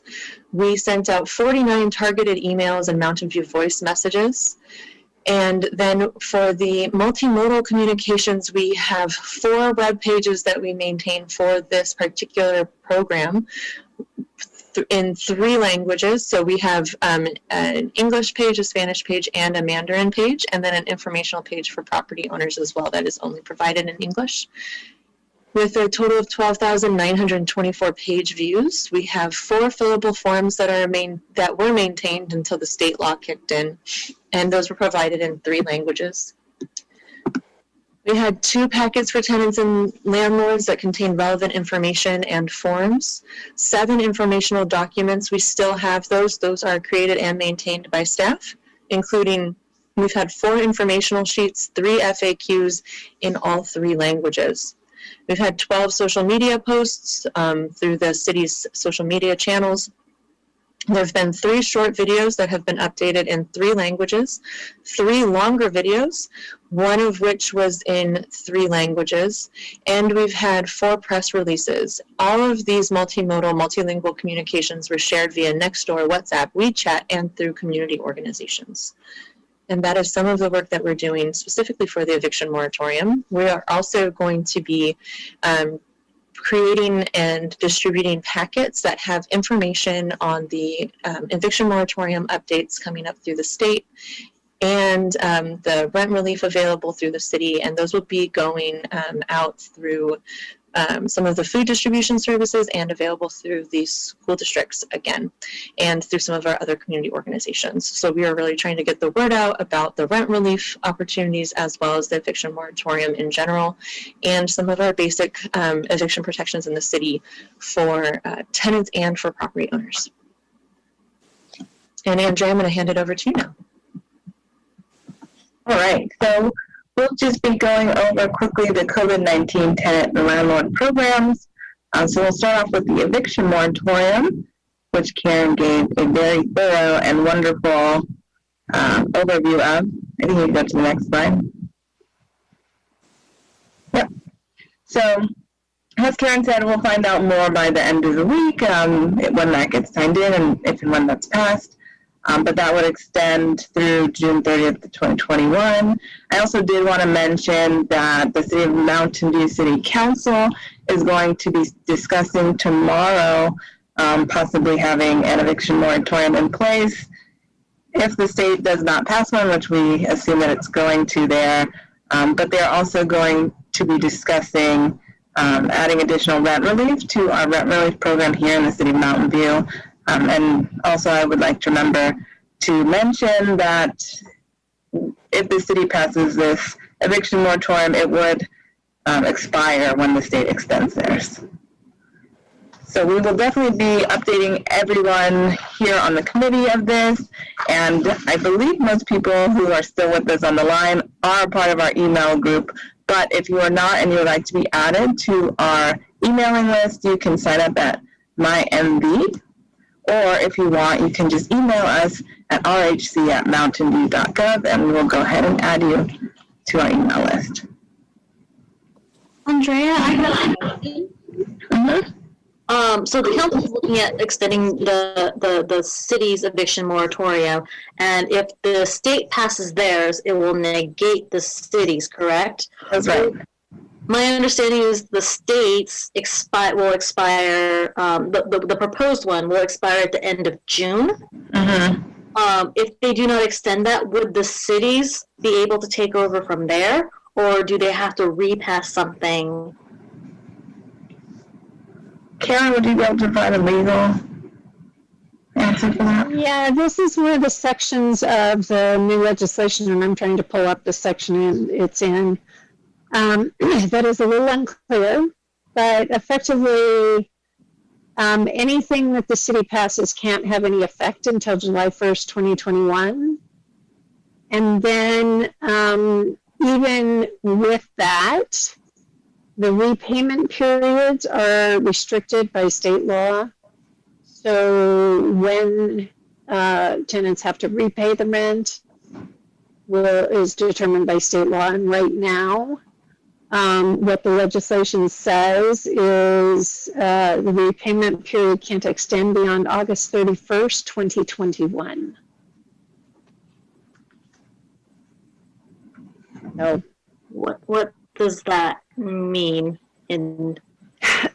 Well, I mean, that's the problem. So 3088 said that if you had a local ordinance and it had a repayment period, that repayment period couldn't extend beyond August 31st, 2022. So all the rent would have to be repaid by that time period. SB 91 actually shortens that time period by a year and essentially says that your local ordinance can't extend the repayment period beyond August 31st, 2021. I'm not really sure why that change was made. So we'll see. I mean, that's a section that may change in the course of the next few days. We don't know. Okay, thank you. Okay, perfect. So the City of Mountain View also, thank you, Karen. The City of Mountain View also has our rent relief program still in place. And as I said earlier, the City Council is going to be discussing adding more funds into that. We do currently still have funds available, but we will be adding more potentially tomorrow. So if we have any community members on the line who are interested in that, you would just email renthelp@csacares.org. And the new state law is also, one of the new state laws is also looking at distributing $2.6 billion worth of funds for rent relief that would be distributed to cities. We don't know what Mountain View's allocation would look like yet. But it would be, right now it's looking like it would be able to be applied for by both tenants and property owners. So property owners could apply for rent relief on behalf of their tenants, and then the past due rent would get reduced by whatever amount that unit was awarded. So again, we will, for both the eviction moratorium and the rent relief programs, we will provide an update extensively on the website and through all of our other channels when we know what the state is going to do.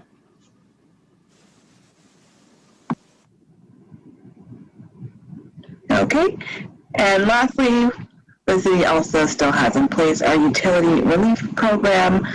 So any resident who is experiencing a COVID-19 financial hardship can apply for a one-time $50 credit towards any of their utility bills, and they do have to income qualify.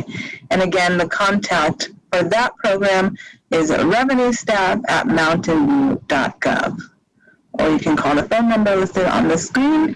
And I will just also mention there that during the emergency, utility services will not be shut off for non-payment. And that concludes the programs. Any questions on that? Any additional questions? Oh, it looks like we're okay. Thank you all.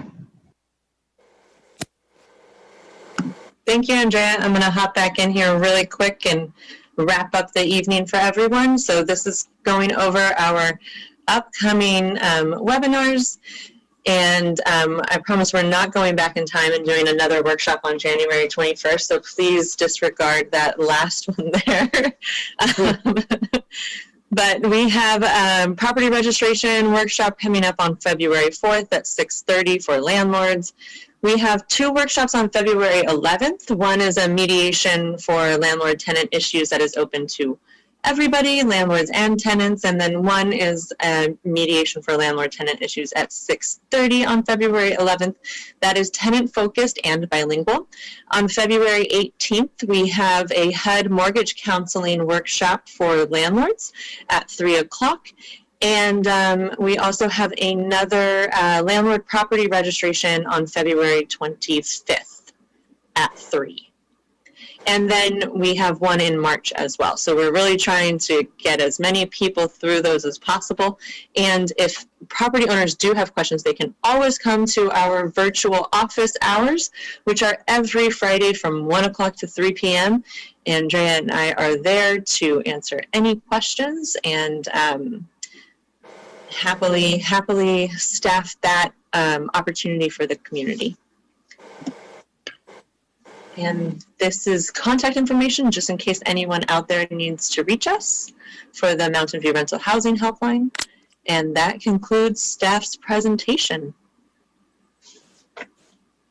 Do you have a sense of how many landlords have registered in the portal so far?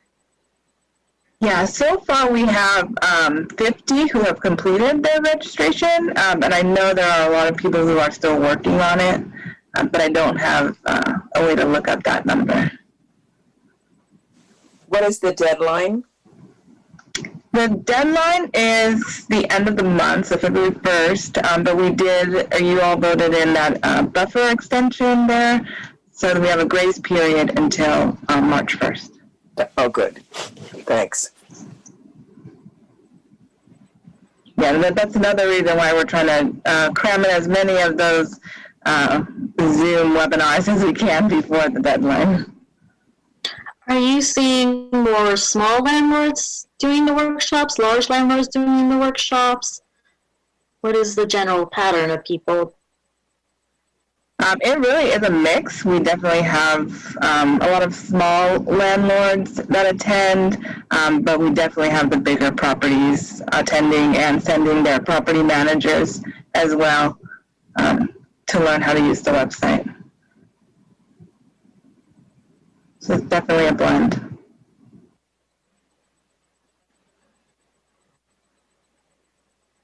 All right.